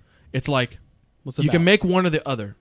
Yes. So Saints Row 3 is the ultimate fuck off game. And the story stuff is over the top and crazy, but you're not like, you don't like, man, I really care about my character. Like, no, you know that's not why you play that game. Right. And Red Dead, you were heavily Yeah. invested. Yeah, that was Right? the difference. Yeah. And the open world stuff was pretty fun. You Yeah. know, that's pretty cool too. So they've actually done that pretty well without having it a Grand Theft Auto kind of setting. GTA 4 was like, it wasn't really fun to fuck off, and Nico was dumb. And and this time I meant it in the way you thought I meant it, Ethan. Well, I mean, I fucking hated Nico. it's the difference between Saints Row the third finally went full DC, Yep. and Red Dead finally went full Marvel. Yeah. Yeah, okay, sure. Yeah, okay. I know it's about video games, but Sure. like I Marvel, know what you're saying. I know yeah. what you're saying. And Sleeping Dogs So who was wrong? does the story. What, Rob? I shot his ass. I Sleep- beat him to death with a purple dildo. Sleeping Dogs is the Dark Horse comics of open world games. But I'm kind of I hoping just you got- said. I just got- but- I just got stiffy. I'm not gonna But lie. I'm kind of hoping. Like I was kind of hoping you said that it's putting kind of GTA more in its place. Like it's Yeah. now GTA. The story is awesome. I mean, are now our boundaries Saints Row and Sleeping Dogs rather than Saints Row GTA? Like I don't think I need a game that does it all of it at Right. the I same agree. time I anymore. agree.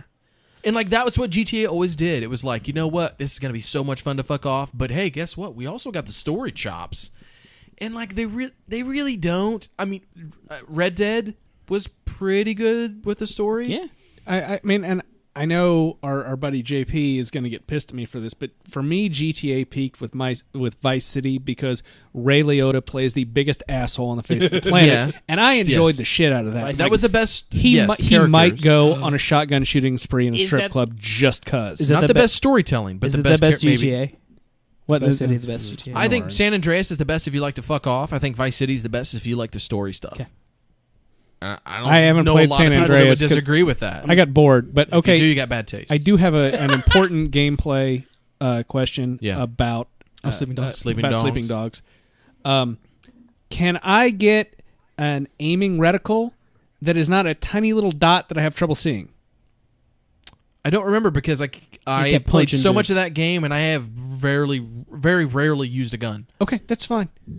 Because the fucking kung fu is so good. So the So good. description I keep hearing is they've taken the Batman Yep. melee. It's Batman. So John Woo directed this game, basically. It's Batman with better animations. Shit. It's maybe not quite as tight on the controls, but it's close. It's close enough. It's not like Captain America. It's like but the animations are so fucking good. Like it's so satisfying to punch or kick someone in the face. And not a lot of games you can say that. Like, you know what? I really, really want to punch someone in the face. I love that part where I, put my kneecap into somebody's orbital socket and hear it shatter. Like, yeah. Or like, and it has some of the best finishing moves, like environmental finishers since the Punisher. Give me a description. Give Xbox me an example. Punisher. Give me an example of an environmental finish. Ooh, let's see. Toasty. What was it? A table saw that I rammed someone's face into. That was pretty good. So we're talking put someone in a furnace. I think Arnold action movies in the 80s, environmental Commando. finishes. Yeah, like Commando. Okay. But really, it's just like it's a kung fu movie, like a good kung fu movie in game form. Is David and you just Carradine have to show do up? all the shit in between as well, and it's also fun to play. No, David. I think this is made after. I do want it. They probably started this before he fucking autoerotic asphyxiated himself. So, anyways, replacement killers. Yeah, but not as much gunplay. That was not a kung fu film. That was a gunplay film. John Woo's thing with the but it's not a Chow Yun Fat kind of thing. Romeo Must Die. It's more like it's like a Donnie Yen film. Like it's like if which part of Kill Bill trust is me, it like? The kung fu parts. Really, there's not that many weapons. Like, you're just beating the shit out of dudes, but you get in cars and you drive everywhere. It plays like a GTA game, but the story stuff is so fucking good. It's so good. The acting is fucking awesome. Damn it.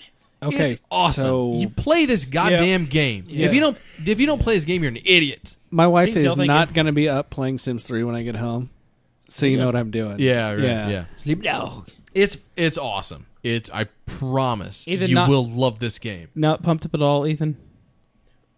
Oh yeah, I He's been silent. The feed is fucked up. It's really bugging me. But so far what I played with Sleepy Dogs is pretty fucking awesome. Just watch it on the stream. That's it. I got the same. It's all across the board. It's all douched up.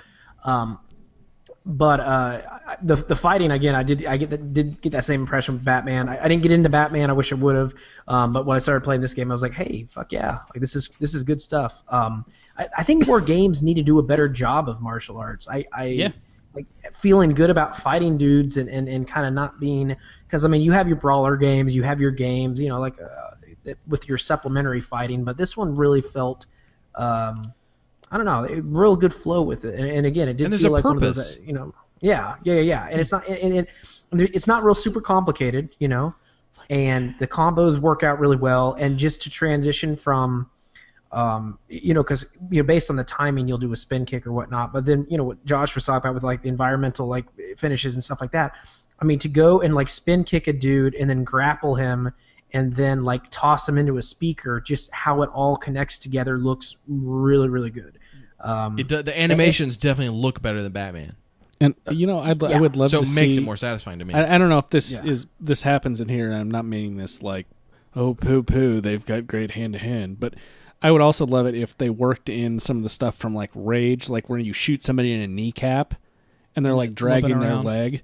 So it'd be fun to like shoot somebody in the kneecap, slam their face into your knee, and then throw them on the table. You can break their legs and stuff. Other I games. don't mean this is criticism. Just like, Other hey, if games we're gonna have- throw shit out there, like, hey, Other games let's have go crazy. done limb damage, but not kind of in the effectiveness that Rage has done. But that would Yeah, be pretty- it's I was not- actually thought you were going to go with, can they incorporate some of the gunplay from Stranglehold? But the thing is, okay, yeah. Although my next game is going to get to that. I see what you did there. Yeah, but I will say that when you break somebody's leg, they're out of the fight. yeah, This is like a fist fight. You don't get your knee completely snapped and then keep going. most You're people done. most You're people don't RG3. take a shot to the face and keep coming.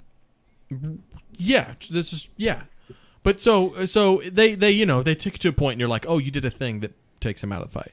But it's really, really, really good, and you'll give a shit about the main character. That is some of the best. That is some of the best characterization, like voice acting and writing of a main character that I can remember. I mean, it is so solid. It is just nonstop. I'm like, man, this guy fucking sells it. It's real. It's just so that dude, and I really wish I could have not, but he just owned it. Just owned it. And it just sold me. I'm like, wow. I mean, I could be watching a movie with the way this guy... And the other characters are good, but this dude is like on another level. I just really, really, really like the main character, and it makes me want to play all those other things that are done really well. It makes me want to... The driving, if I got a criticism, the driving's a little meh, but it's... Is it floaty, or... Well, no, it's almost like it's like you turn left and the car goes that way. It's almost unrealistic in how much control you have. But you can power slide, and it makes up for all of it when you're just driving like an asshole, or like, this is unrealistic, but it's fun. So it's good enough. This conversation has taken me from like intrigued but not super psyched. Josh will do like that. Now I'm going home and I'm downloading this fucking game. You have to. Like, that was the like Steam purchase of like, I don't really have any desire to play this immediately, but I know it's cheap and I'm going to want to play it eventually. But now it's like jumping up. You on said my list. Arkham City Combat and plus like Grand Theft Auto. I'm like, yeah, I'm done. And Plus play with the control pad too. And plus, that is. Do you have a wired Hong control Kong pad I can setting, borrow? Actually, yes, I do. But yes, the Hong Kong setting sounds pretty interesting to me. Just a change of pace. yeah, it's awesome. The setting is fantastic, And I I don't really feel like you're there. I mean, for somebody who has never been there, I feel like I'm there. I also Means that really counts. also for a have lot. not been to Hong Kong, and I don't know how they did their setting. But when I think of Blade Runner, like modern day Hong Kong seems pretty close to the setting of Blade Runner for me. So Yeah, this is not so much the flying cars, but still the This lights. feels a little less foreign than that, okay. but not necessarily in a bad way. If that makes any sense whatsoever. No, that makes sense. Okay. That's only you and I probably get. Or I'm following but you. yes. Sorry for everyone else. Okay, so there's one more game I want to talk about. Max Payne 3. How's that going? I think I'm on chapter 7 in this game. Okay. I've got to be You're much further close than I to got. wrapping up. And the only reason I haven't beat it yet is because I was playing it this past weekend. I fucking love Max Payne 3. No shit. I Are you, love like, Max just Payne better 1 at and it? 2, so So did I. And if you just think of this as another one of those, you will be very pleasantly surprised. Rather than it had years of gaps and Yes. lots of expectation Yes. and hoped it would be more. Had you and I not done that My quick look. reflex review, then I would not have, like, It's my fault. I might have been disappointed. I'm so glad we did that. Oh, okay. Because Reset your my expectations? were so tempered. I was like, oh, it's just a Max Payne game. Because I was looking at it like, okay, it's Rockstar, expecting a little... And this is before I've reached the conclusion I have, which, I think, Justin, you have as well, where it's like Rockstar is not on the pedestal I had them on before.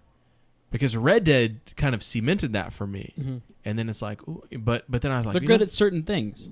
Yes. They are. They They're really great are. at certain things. Yes, absolutely. But they also can, like, whatever. We're going to just retread over that ground we've already gone over. So, Max Payne 3 is a Max Payne game. okay. It plays. the third one. It plays exactly like Max Payne 1 and 2 did. You're shooting dudes in the face in slow motion. And there's nothing more to the gunplay than that. It's noir and shooting dudes Yeah. in the face. You'll get behind cover more than you normally did if you try to play it safe. If you're I don't like, think I ever used cover. No, there was no cover no, mechanism. you didn't. But here's the thing: play it on easy, and it feels just like the other games. Oh. Play it on a harder difficulty level, and you're like just hiding behind walls and corners all the time. I think our reflex review is normal. Yes, and it'll suck. Play it on easy, and you don't mind if you take a couple shots when you dive out in slow-mo while you shoot dude in the face with the Kimbo fucking Uzis. I'm gonna. There was no cover originally. That's not how you ran into a room. You started shooting dudes. If it got hairy, you went slow-mo, bullet time. Yeah. That was playing on easy. That's exactly how you play this one. And it'll be satisfying. Because it has some of the best shooting dudes at the face, animations, and texture transformations. That's the best way to describe it. Otherwise known as gray matter exit. Since like Soldier of Fortune. So what they do is you're not gonna like take a head or a limb off with a high caliber weapon, but when you shoot somebody, like in the chest or the arm or something, you'll see like an entry and an exit hole, like decal, just a decal, just like you would expect. But sometimes when you hit him in the face or other parts, you'll see this little meaty cartoon exploding cigar like texture thing on them, and it's actually in 3D. It's not just a static 2D sprite decal thing. You know what I'm talking about? Most games you're like, ooh, that's nasty, and then you get up close and you're like, oh, they just painted half his face red, so it's just like it's not really a hole in his face. In this one, they'll be like, it looks like they just took just a little bit of ground meat and stuck it on his face. And somehow that makes it way more satisfying to shoot someone, in the mouth. Borderlands 2 could take a note from that. Yes, absolutely. All games could, really. Like, you know what? Just go with that little extra step. Let's just make it a little bit. Let's make a little bit of 3D giblets. You know what? A little bit of viscera. Like, you know what? I just need a little bit of flesh where it shouldn't be. Okay, and like that makes it feel nice. Okay, I mean, like, graphics guys. Is that bad? Is that messed up? This is important. No, graphics guys, this is important because this gives you an excuse to add into your budget going out to a range with pig carcasses. Yeah, okay. That is a legitimate addition to your budget. Illegal activity you were about to What? suggest. That's not illegal. I know, but you went that way. So I'm with you, though. I'm with you here. Hey, you want to take a 50 caliber BMG out to the range and find out what that does to a human skull? Yeah. You can buy pigs for like $100. Okay. $100 pigs. And as long as you eat them afterwards, it's going to be kind of okay because they're not going to feel that shit. Right, they're already It's just dead. as humane as the other shit. Or if you don't care about you're talking about waiting to kill them first. Wait, Yeah, no, they're I was dead. talking about carcasses. Yeah. Oh, whoops. But yeah, I mean, them not being dead beforehand is fine too. They're pigs. Or if you just want to find out what happens when you shoot a living thing with a bullet, come to my neighborhood. You can stay at my place, and we got Canada geese all over the goddamn place. Oh, I thought you were going to talk about your neighbors. What? No, I like my neighbors. Okay, I don't know where you live. Canada geese. We have I can get you a permit. like criminal expectations of Gifford, apparently. Oh, here he goes again. He's going to talk the about conversation is really going there. But I I passed my ethics exam. I'm a licensed attorney. if it doesn't look like Jimmy Dean sausage, it's not a real bullet hole. That's the bottom line when you're talking about video game headshots. What's a breakfast? Bang. Also, That's the one time I read a review about weapons in Iraq and Afghanistan, and the one that got the glowing review was were the sniper rifles that fired the 50 caliber BMG, because the psychological effect when you shoot somebody and their upper half of their torso disappears. Oh, and Max Payne 3 is awesome. So wait, you love it? I do because I've tempered my expectations. Oh, so like B tier, love it. I'm not saying it's an amazing game. All right. I'm saying I like Max Payne games, On and this easy. is the best one by far. Shit. The story shit is so much better. I'm sure. Max Payne. Wait. Mona's dead. I feel so bad. Oh, spoiler alert. That's happened in Max Payne 2. This is this is how I summed up Max in the game. I literally, like, the whole time I'm like, I couldn't stop thinking that he was just What's to say? piece of shit Bruce Willis. You will never see a dude go deeper down the hole than Max does in this game. It's so nice of them to tell a story. He's no longer a cop. He's a bodyguard in Brazil. That's pretty. like just the start of the story is already pretty far down the hole. Yeah, and they with some flashback levels, which is kind of cool. You see why, but the shooting stuff is satisfying if you like Max Payne games and you play it on easy. Again, those are all like caveats, but the story shit everyone is gonna like, because unless you don't like piece of shit Bruce Willis. If you think about what if Bruce Willis was just a piece of shit, if he was just kind of worthless. You mean like the he beginning? He could still kill dudes just as effectively. You're talking the beginning of Die Hard 3.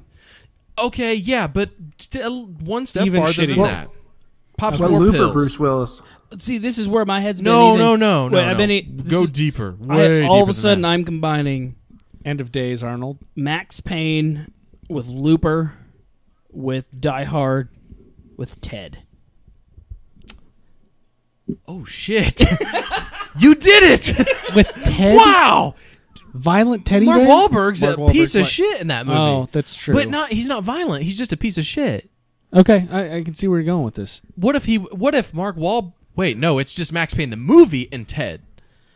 Well, that's where I started, but then I with know, all the Bruce Willis because stuff, it's way Looper, yeah, because and he's then actually way more likable. JGL's in the new Sin City, which Yes. I thought was a Sim City movie. Wait, that's not relevant. You just wanted to make your Yes. How do you reference. Okay, sorry, that's way off No, topic. do that. Okay. Anyways, if you fit within that, I've laid it out for you. There's the framework. You've sold me. I'm buying this game. I've got you. It's You probably got shitty Bruce Willis. It's probably the Piece of right shit, price Bruce for Willis. what he's describing now. It was. Yeah. I spent It's $60 on $60. this. It's $60. You got duped. I would pay $40 for shitty Bruce Willis I in paid Brazil. $10 for Max Payne 3. Ethan, how much would you pay for shitty Bruce Willis? In Brazil. In Brazil? Huh. With Brazilian, I mean, Portuguese speaking Al Borland.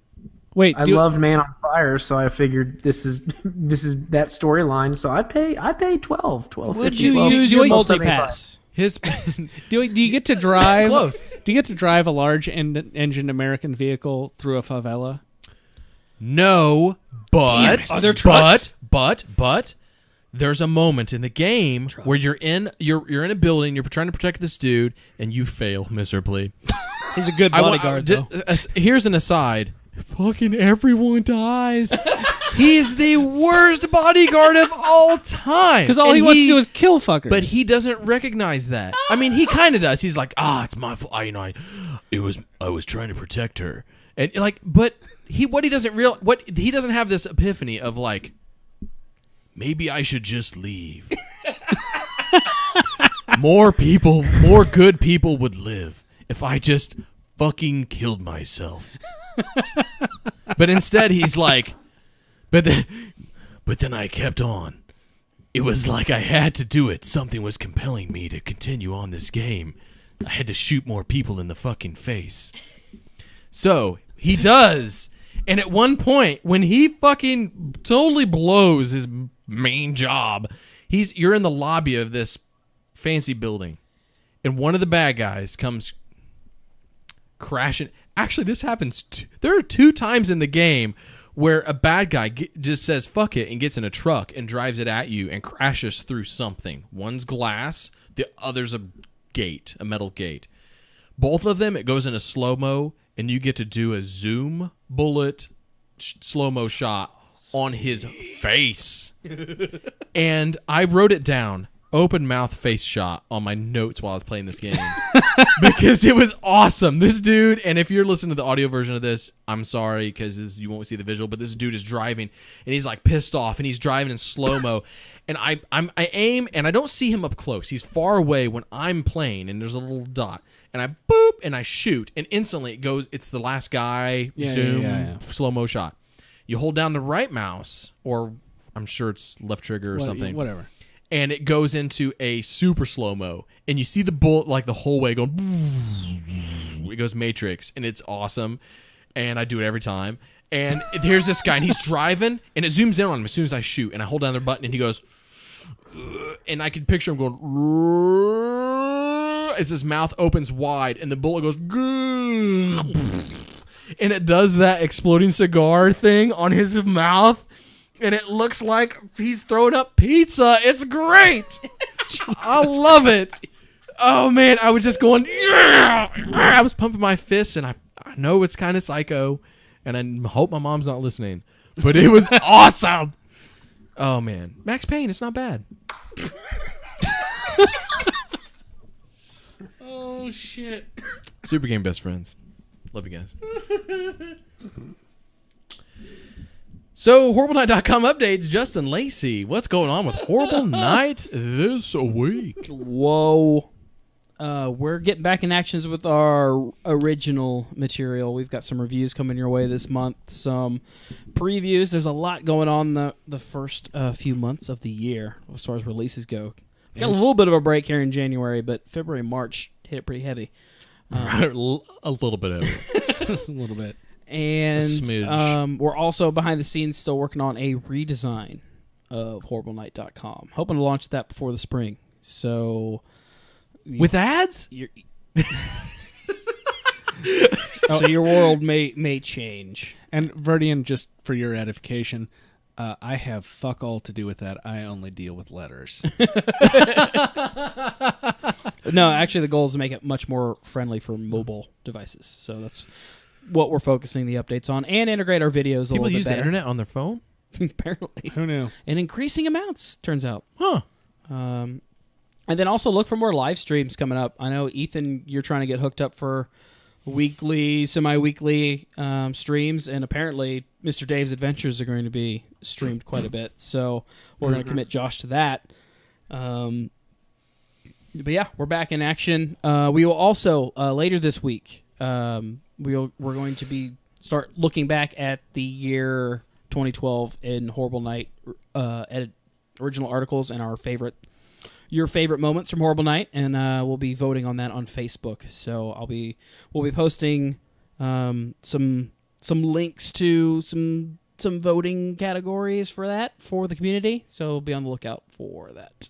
Reflections by Horrible Night. Freddy got fingered, turned into video game controllers. What? Oh, I'm sorry. I forgot you don't read. Yeah. Tom I'm not Green making that references. Wait, read? I thought that was a Tom Green film. Well, it is, but some jackass at like USC or MIT or whatever made that shit possible. You could control your Chow Yun Fat Jet Li character using sausages. You know what? I do read a little bit, but I guess I don't go that far. My brain hurts. Yep, it might be on our reflections. Someone tweet it to me, and then I'll read. That sounds awesome. Anything to do with sausage, it's usually pretty good.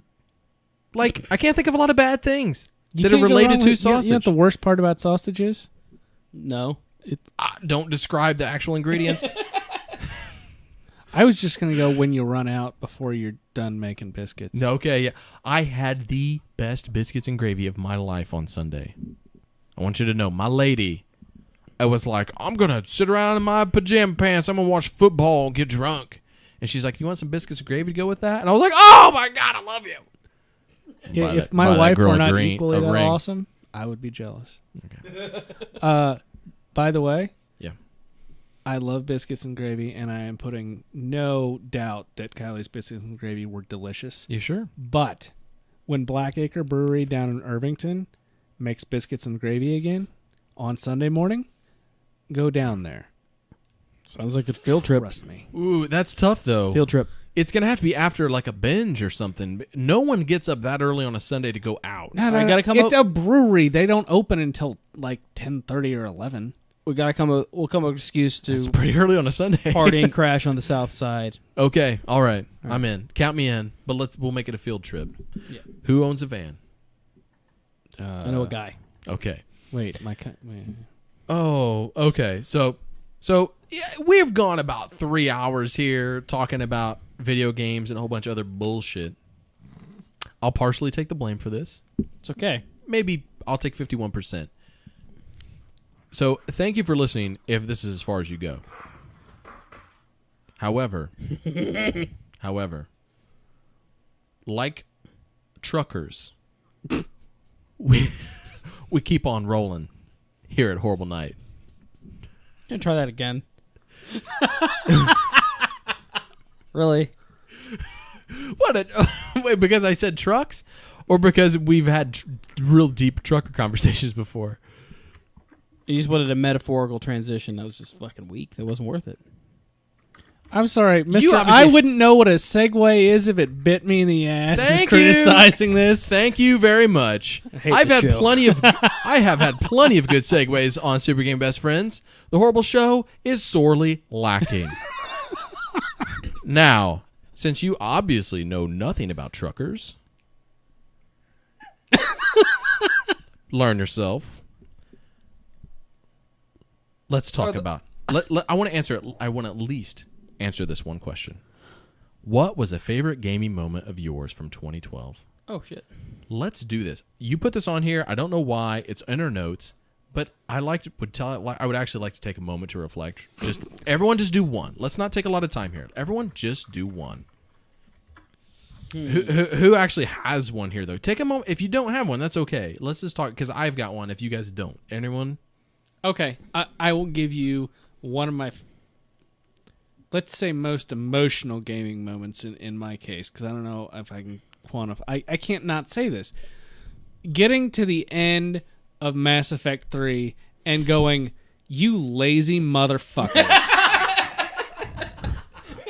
I said this in my review of Games of the Year. I've heard so many reactions to this. That was great. I read massive amounts of sci-fi and fantasy. If you put any effort into your explanation, even if it's wildly unlikely, I'll be like, hey, they put some effort into that. Fine, I'll buy it. Even in Looper, when they're like, oh, like paradoxes, we're not going to fucking talk about that and move on. Giant MacGuffin, okay, fine, I will buy that. The ending of Mass Effect 3 was the laziest fucking ending ever written. And Casey Hudson, I apologize. I think you're a great guy. I think you turned out, in 3 games, you turned out like 99.9991% of a great story. And then you screwed the pooch. But he was close. Or maybe it's not Casey. I don't know who it was. But the ending of that was just lazy bullshit. That was Hudson. He owned up to that. Let me tell you that. Okay, yeah, I agreed. And if you read my review, I don't do a lot of them. I did that one. That's pretty much what I said. However, since then, they've owned up to it. And not directly. Not directly. They haven't come out and said, like... No, they just keep cranking out DLC, which has been good DLC. But you're playing through 2 and 3 right now, right? How far are you right now? Are you in 3? No, I'm still in 2. When you get to 3, play Leviathan. Oh, I've played Leviathan. Oh, you have? Leviathan helps a lot. It still doesn't make up for it. No. But here's the thing. It doesn't catch you like completely off guard. It still takes away everything that you've done so far, which just sounds like the most damning thing ever. Here's the thing: they killed Shepard at the end of 2, or at the end of 1. Well, beginning of 2, whatever. Right. So it's like, hey, guess what? You have to sacrifice yourself for the universe again. Yeah, been there, done that. But do you? Well, also their in math. your game maybe you also did. Their math was bad. Okay, horrible. It was so bad before any of the extended shit came out. People went, hang on a minute, I looked in the codex, and you guys are full of shit. Okay, there's a lot of stuff wrong, and I get it. I'm not trying to give them a pass on the ending. I'm really not. This is one of my favorite games of all time. Mine too, but here's the thing. If somebody... Here's where there's like the bright spot for me. Here's where my heart fills back up after it was fucking drained by the first time when I played that at launch. If you hadn't played those games and you played them now, you would be much less disappointed. You'd be much less disappointed because 1, Leviathan, but you got to get the DLC. But whatever, because you're going to get the whole trilogy for dirt cheap. Just buy the fucking DLC. Right. At least the story DLC. You don't have to buy guns. And then the extended, with that plus the extended end, ending, it's actually like, you know what? Even if the choices that happen at the end of the game don't necessarily take into account some of the things that your character had done, which, like, the choices you make won't necessarily be indicative of the kinds of choices you would have made, your character would have made up to that point. Like they added in one. I don't want to have fucking dancing around spoilers. There's something you might have done. I'm like, what the hell? I would pull my gun out to a certain character and pull the trigger. You can do that now. Ashley? No. At the very, very, very end, you can do that now. Huh. Yes, you got it. Yeah. I'm following you. Okay, you can do. I would have been like, no. You don't just sit here and say pick a door. Fuck you. I'm Commander Shepard. And this is not my favorite place on the Citadel, bitch. Fair. And I would have pulled out my gun and went bang. Okay? Now, okay, that said, you could do that now. Although the ending is kind of a little bit of a middle finger. But it's at least you get some closure with a lot of stuff, and there's less weird, nonsensical bullshit in the extended version. Like, for example, the Normandy being in hyperspace, even though it was in orbit. Yeah, there's some of that. Yeah, it's a little bit better now. But that's what I'm saying. We can't get into it, though. We can't get into it. We can't do it. We don't have time to do it. That's fair. I'm just saying it's way better than it was. Is all I'm trying to say. That's why I'm replaying it. This is one of your favorite moments. I'm going to do that too. Of 2012. Guess what? I qualified that. I said it was most emotional. I own it on Origin, and Mass Effect 1 I played on the Xbox. I now own the 1 and 2 on Steam. So I just rebought it because out of convenience. Pimship. I'm going to play it as Jennifer Hale. Yes. How it should be done. And you know what? I'm going to fucking love it. It's going to be awesome. But we're running out of time. We got to move on here. Ethan Moses. Can you hear me? Are you good? Is our connection to Germany still live? It's not bad now. It's fine. It's okay now. Okay, we can hear you. Talk about your favorite Okay. Favorite moment in 2012. It's all you. Beginning of XCOM. Whoa! Oh, so good. The beginning intro scene to XCOM was simple, but it basically was 12 years of. It's been 12 years since I played the other one, but 12 years of just pent up, just excitement, and it was done beautifully. It made you want to fuck those aliens up like fucking hard, and it just. Oh man, we were just talking about Mass Effect, so our brains all went to it. Those aren't the aliens you want to fuck. Oh. No, yeah, we don't. Yeah, no, you don't want to actually fuck these aliens. The tall men, but No. Okay. The psychic? No. So, anyways, but yeah. It just that I think games sometimes forget that intro is like the key to getting somebody really hooked, and they did an unbelievable job on that. And then, just as a side note, and I won't spoil it, but the ending of XCOM, for as maybe corny as it could have been perceived by some people, that hit fucking home like you will not believe, and that was like. Literally emotional because of what happened. And again, we're talking spoilers here, and I won't talk. Do you feel patriotic? I was really sad. Pullman-esque. You were sad? I was very sad at the end of XCOM. Wait. I was happy for what happened, but I felt very much like I did at the end of Independence Day. Was it one of your characters? Did you have that character the whole game? Yes. Oh. Yeah, mine was a quote unquote new recruit. So. Oh, someone dies at the end of. No, they don't die. No one dies in XCOM. I'm just no. Don't acknowledge. Just keep going. Yeah. Don't listen. Those are them. Those are XCOM. A lot of good emotion from a game that wasn't really about story necessarily. So. It was really about America, though. If you want to really think, if you want to. Get deep. I don't know, man. I've played as Europe and Africa. But was it about Europe and Africa? Really? America's bonus really wasn't that good. But really? It wasn't. It wasn't really. It lost its luster pretty quickly. How much patriotism did American you feel? In it, so how much patriotism did you feel playing that game? A lot. I'll answer for you. For some reason, a lot. When it comes to fighting alien invasions, I always feel like that's on America's back. Like I don't know why it is. Like I know. Thank you. I know Israel has a really good Air Force. I feel like it's our responsibility. Okay, well, there was a line that the former Secretary of State used to say a lot, which was regarding America's defense budget. The rest of the world and every other country on the planet has one aircraft carrier. The United States has 11 times that.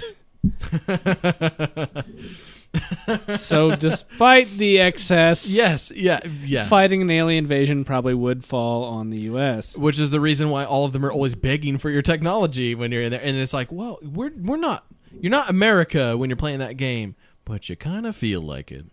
A little bit. Or you might feel like Russia in 1943 when the entire world needed you to grind the Nazis down. Yeah. Yeah, this is true. And you kind of are just throwing dudes at the front lines in XCOM. Especially if you play it in the hardcore mode. Or if you don't play it in Iron Man and you just save a lot. I'm an F5, F9 guy for life. You'll never take that away from me unless your game doesn't have that feature. Good choice, Ethan. Awesome moment, I think, for a lot of us. Scared the shit out of me, man. Justin Lacey, 2012 in a nutshell for you. If I had to be honest, and I can't talk about it too much, the ending of The Walking Dead. Just, man, emotionally racked at the end of it. The fact that Larry took on 25 zombies like that with the beef jerky you gave him in episode 2. That's not how it ends? No, you're a liar. So oh, shit. I'd say that's up there. The ending of Mass Effect 3 is up there. The thing I didn't participate in that still really fascinated me was just how, like, the world trying to solve Fez was really, really interesting.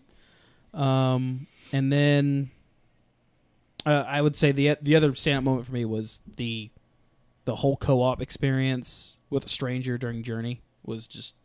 Oh, yeah. It's really, really memorable. See, that sounds like a pretty fascinating, like, sociological experiment. I mean, I was listening. The stuff I've read on that is just, I'm kind of going, audio stream, you can't see it, but I'm putting my fingers next to my temples and going,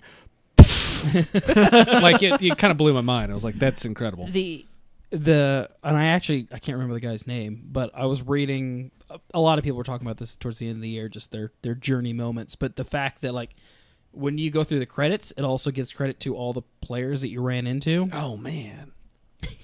And most of these people are talking about having, like, these great connective experiences with strangers that have, like, the really dumb handles, like with the double X's at the beginning and the end of the name, or just the most offensive name that you would immediately block on whatever other game you're playing. But that's who you were buddied up with the entire time. And my God, whoever I played with wasn't that bad, but it was still kind of like little X, big X, little X. Yeah, that kind bookends. of thing. Like, what, you're a real person? It's almost like it's like, well, I wouldn't say it's the antidote to the Gabriel's greater internet fuckwad theory, otherwise known as internet disinhibition, but because it takes away your ability to communicate, it was but they were onto something. It was the best thing they could have done. They were also like the only way to give a shit about those people. They really they're onto something. I hope other games kind of figure out other ways to implement something similar. But like that first moment, the two moments of the first time where I realized, like, I feel like I want to hang out with this dude. I want to make sure I have a partner through the rest of this. But when I saw him actually waiting on me, it was like, oh, something like this is when you realize it's kind of a reciprocal relationship. That was kind of crazy. And then when I thought that we had been separated and we found each other, that's just a really impactful moment in my gaming history. So many people have so many negative, very negative experiences with strangers online. And the lesson the journey taught us is, if you want to try to reverse that opinion of other human beings when you're playing video games. And maybe it's in bite-sized chunks, for most people, but make a game that's pretty good, that your only interactions with other people are where you push a button to help them out. Like affirmative, negative, that's it. Well, I mean, I'm sure you can grief. Any game you can grief, but like when you just distill it, it's like your only real interaction with other people, it's either going to be positive or it's going to be a complete unsatisfactory waste of your own time. Therefore, you're probably going to have either positive or neutral interactions and not a whole lot of negative. And I just don't know that many people that played that game and were like, man, screw those guys that I played that game with. Like, no one says that. Like, not really. So, that's pretty cool that they just tried so hard to make it a positive experience for everyone. Before you, I want to give a shout out to Neil Marr and Verdian in chat, since they've been hanging out with us all last year. And Verdian's gaming mode of the year was just starting up Guild Wars 2 for the first time. I know that was probably one of his games of the year, but just like finally seeing that world come to fruition. Yeah. And I am still impressed by that game. I can't believe I haven't played that game yet because I loved Guild Wars 1 so much. And that is weird. And while Nilmar had his own games, I'll correct that. He's also giving a shout out to our pole rider tournament during the charity marathon. Oh man, that was really, really good. That was so fun. That was really fun. I'm glad other people enjoyed it too. About you, Josh? This is okay. This is gonna sound weird at first. I loved that in 2012. To me, I feel like the majority of gamers accepted that the PC was the best place to play video games. I think that's bullshit. No.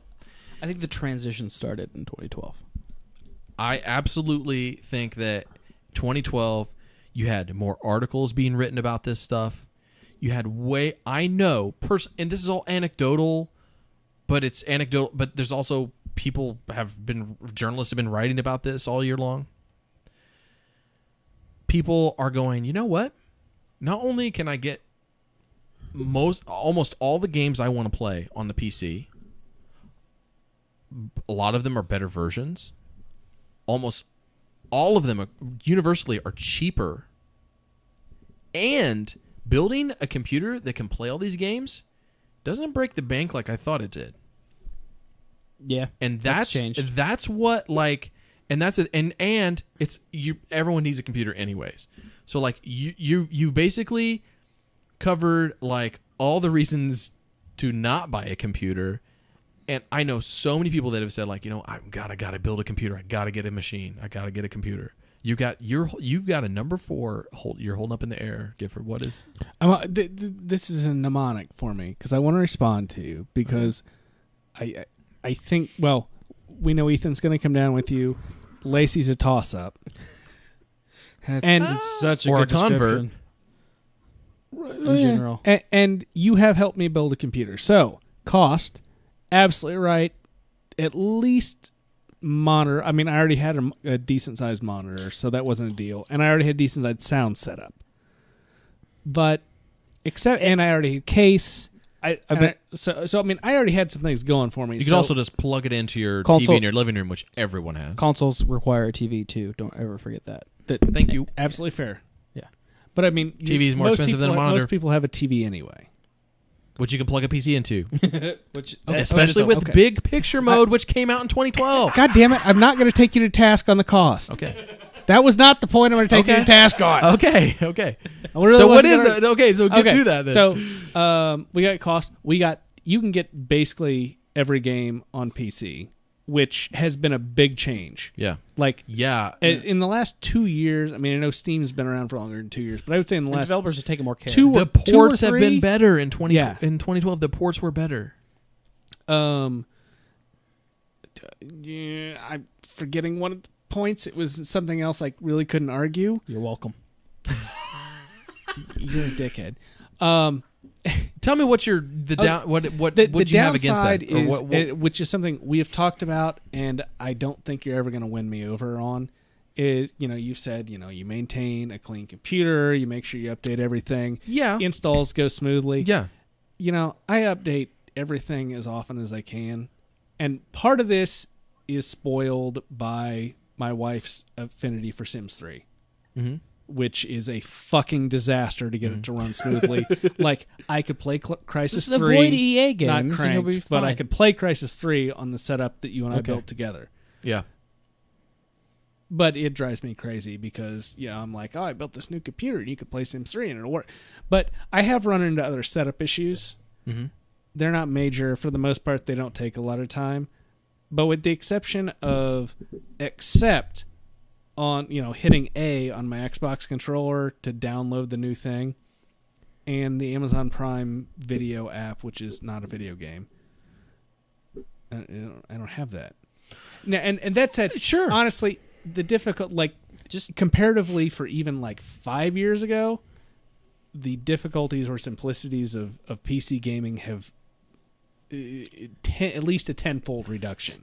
But the only caveat now is that dashboard and making it kind of a one button system, and I think that is getting closer and closer and closer. Steam Not made gonna argue the with you, biggest not gonna step argue that in at all. 2012. Steam made the biggest step towards that. I'm with him in that I think 2013 will be an even bigger. I think Absolutely. But before this year, sure. But before this year, you couldn't talk to me about it. For the last 5, everyone's going, I don't know about PC games. Yep. Man, consoles where it's at. Well, And when I then was in this college, year, I rebuilt. no one is saying that. When I was in college, No one. End of high school through the year after college, I rebuilt my computer twice in a 5-year span because This year. the difference was so massive. Yeah. And I could get a lot of games I gave more of a shit about on PC, but then there was this drop off. Sure. Yeah. And to be fair, even though there's a massive difference right now, I mean, my gut feeling is we're going to see the unified element, PC, web browsing, media, video game consumption. I think it's coming from the console side. No, I think No way. Yeah. Well, this is. I mean, this, talking about this the living is a room. good Talking like about the living room thing. it's a good horrible show type of conversation. Yes. Yes.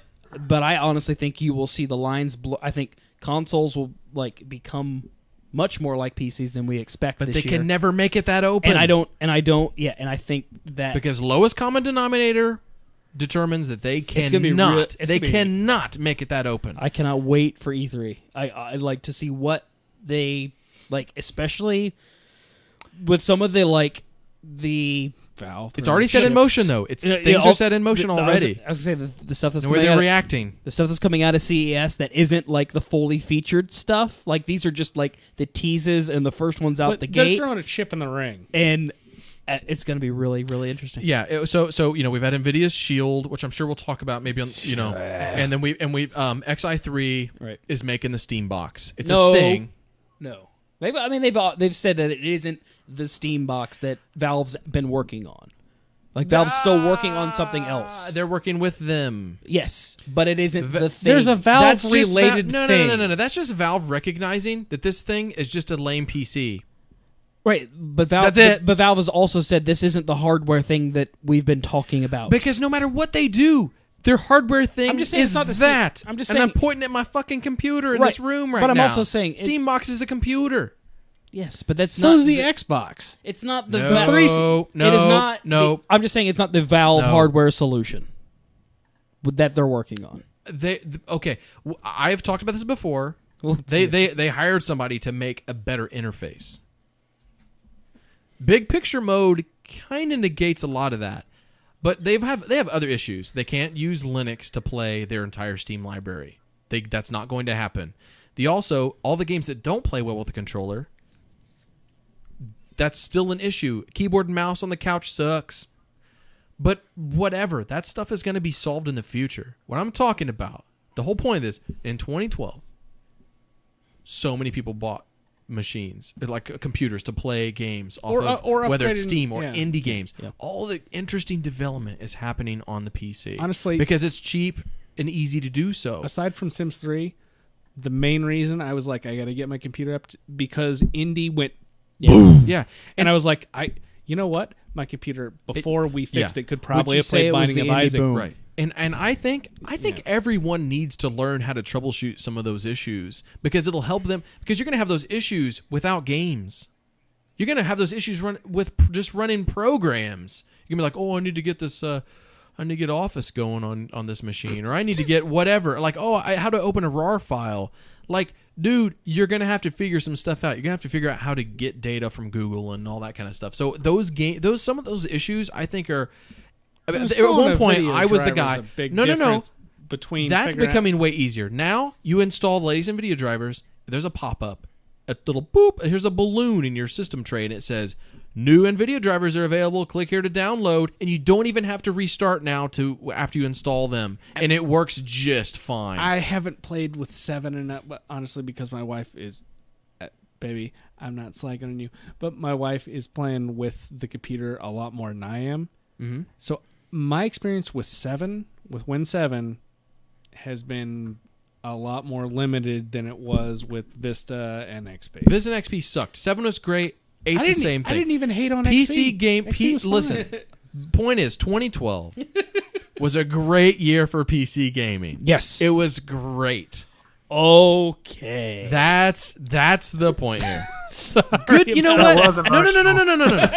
No. Good discussion. We didn't even disagree all that much. It was just like this very narrow band. Good discussion. You're still frustrated, and that's okay because that's good. Because if people 2013 will be bigger for PC games. The good news is PC gaming will continue. And it will improve. And in 2014, when we regroup and have the first episode of Super Gaming Best Friends, I'll pretty much just say what he just said. Yeah. Hardware developers are moving along at the same pace they always did, really. But the software guys are getting it. They're finally getting it. And in 2013, I'm so excited for everybody that so far has bought a gaming computer. Because guess what? You're going to get the best versions of games. You're going to get them cheaper at the least. But there's sales. They're great sales. And we saw that with our Steam sale discussion. You want to hear something really weird? Maybe? One sentence. Yes, go. I wrote an article about a legal decision today. Will I understand this? Yeah. Okay. Which Gifford's a lawyer, by the way. Which covered a similar distinction between the software guys and the hardware guys catching up. So, okay, there was just weird synchronicity there. That is weird. Yeah. That's today. That was today. That is weird. I was really hoping it was completely unrelated. Damn it. You know what's weird? I ate a bunch of sausage this morning for breakfast. Max Payne 3. Super Gaming Best Friends, the first episode of 2013. We just went 3 hours and 20 minutes. If you stayed with us, thank you very much. If you didn't, you're not listening to me right now, so go F yourself. Ethan Moses, thank you for staying up until 9 o'clock in the morning or whatever time it is in Germany. Justin, love you. Always here, though, so kind of used to you. Gifford, thank you. Welcome to the studio for the first time. Also, awesome show. Good job. Yeah, it was solid. I like this mic. I can hear it. Yeah. And thanks for everybody hanging out in the chat. You're awesome as always. And everybody out there on the interwebs, listen to us after the fact. You're just as important as everyone. Well, not just as important, but you're pretty important. So that's pretty cool. So thanks. We will see you in 2 weeks on Super Game Best Friends, but listen to the Horrible Show next week because I'm on that too, and it's pretty cool. We'll see you guys. Happy 2013. See ya. Peace out.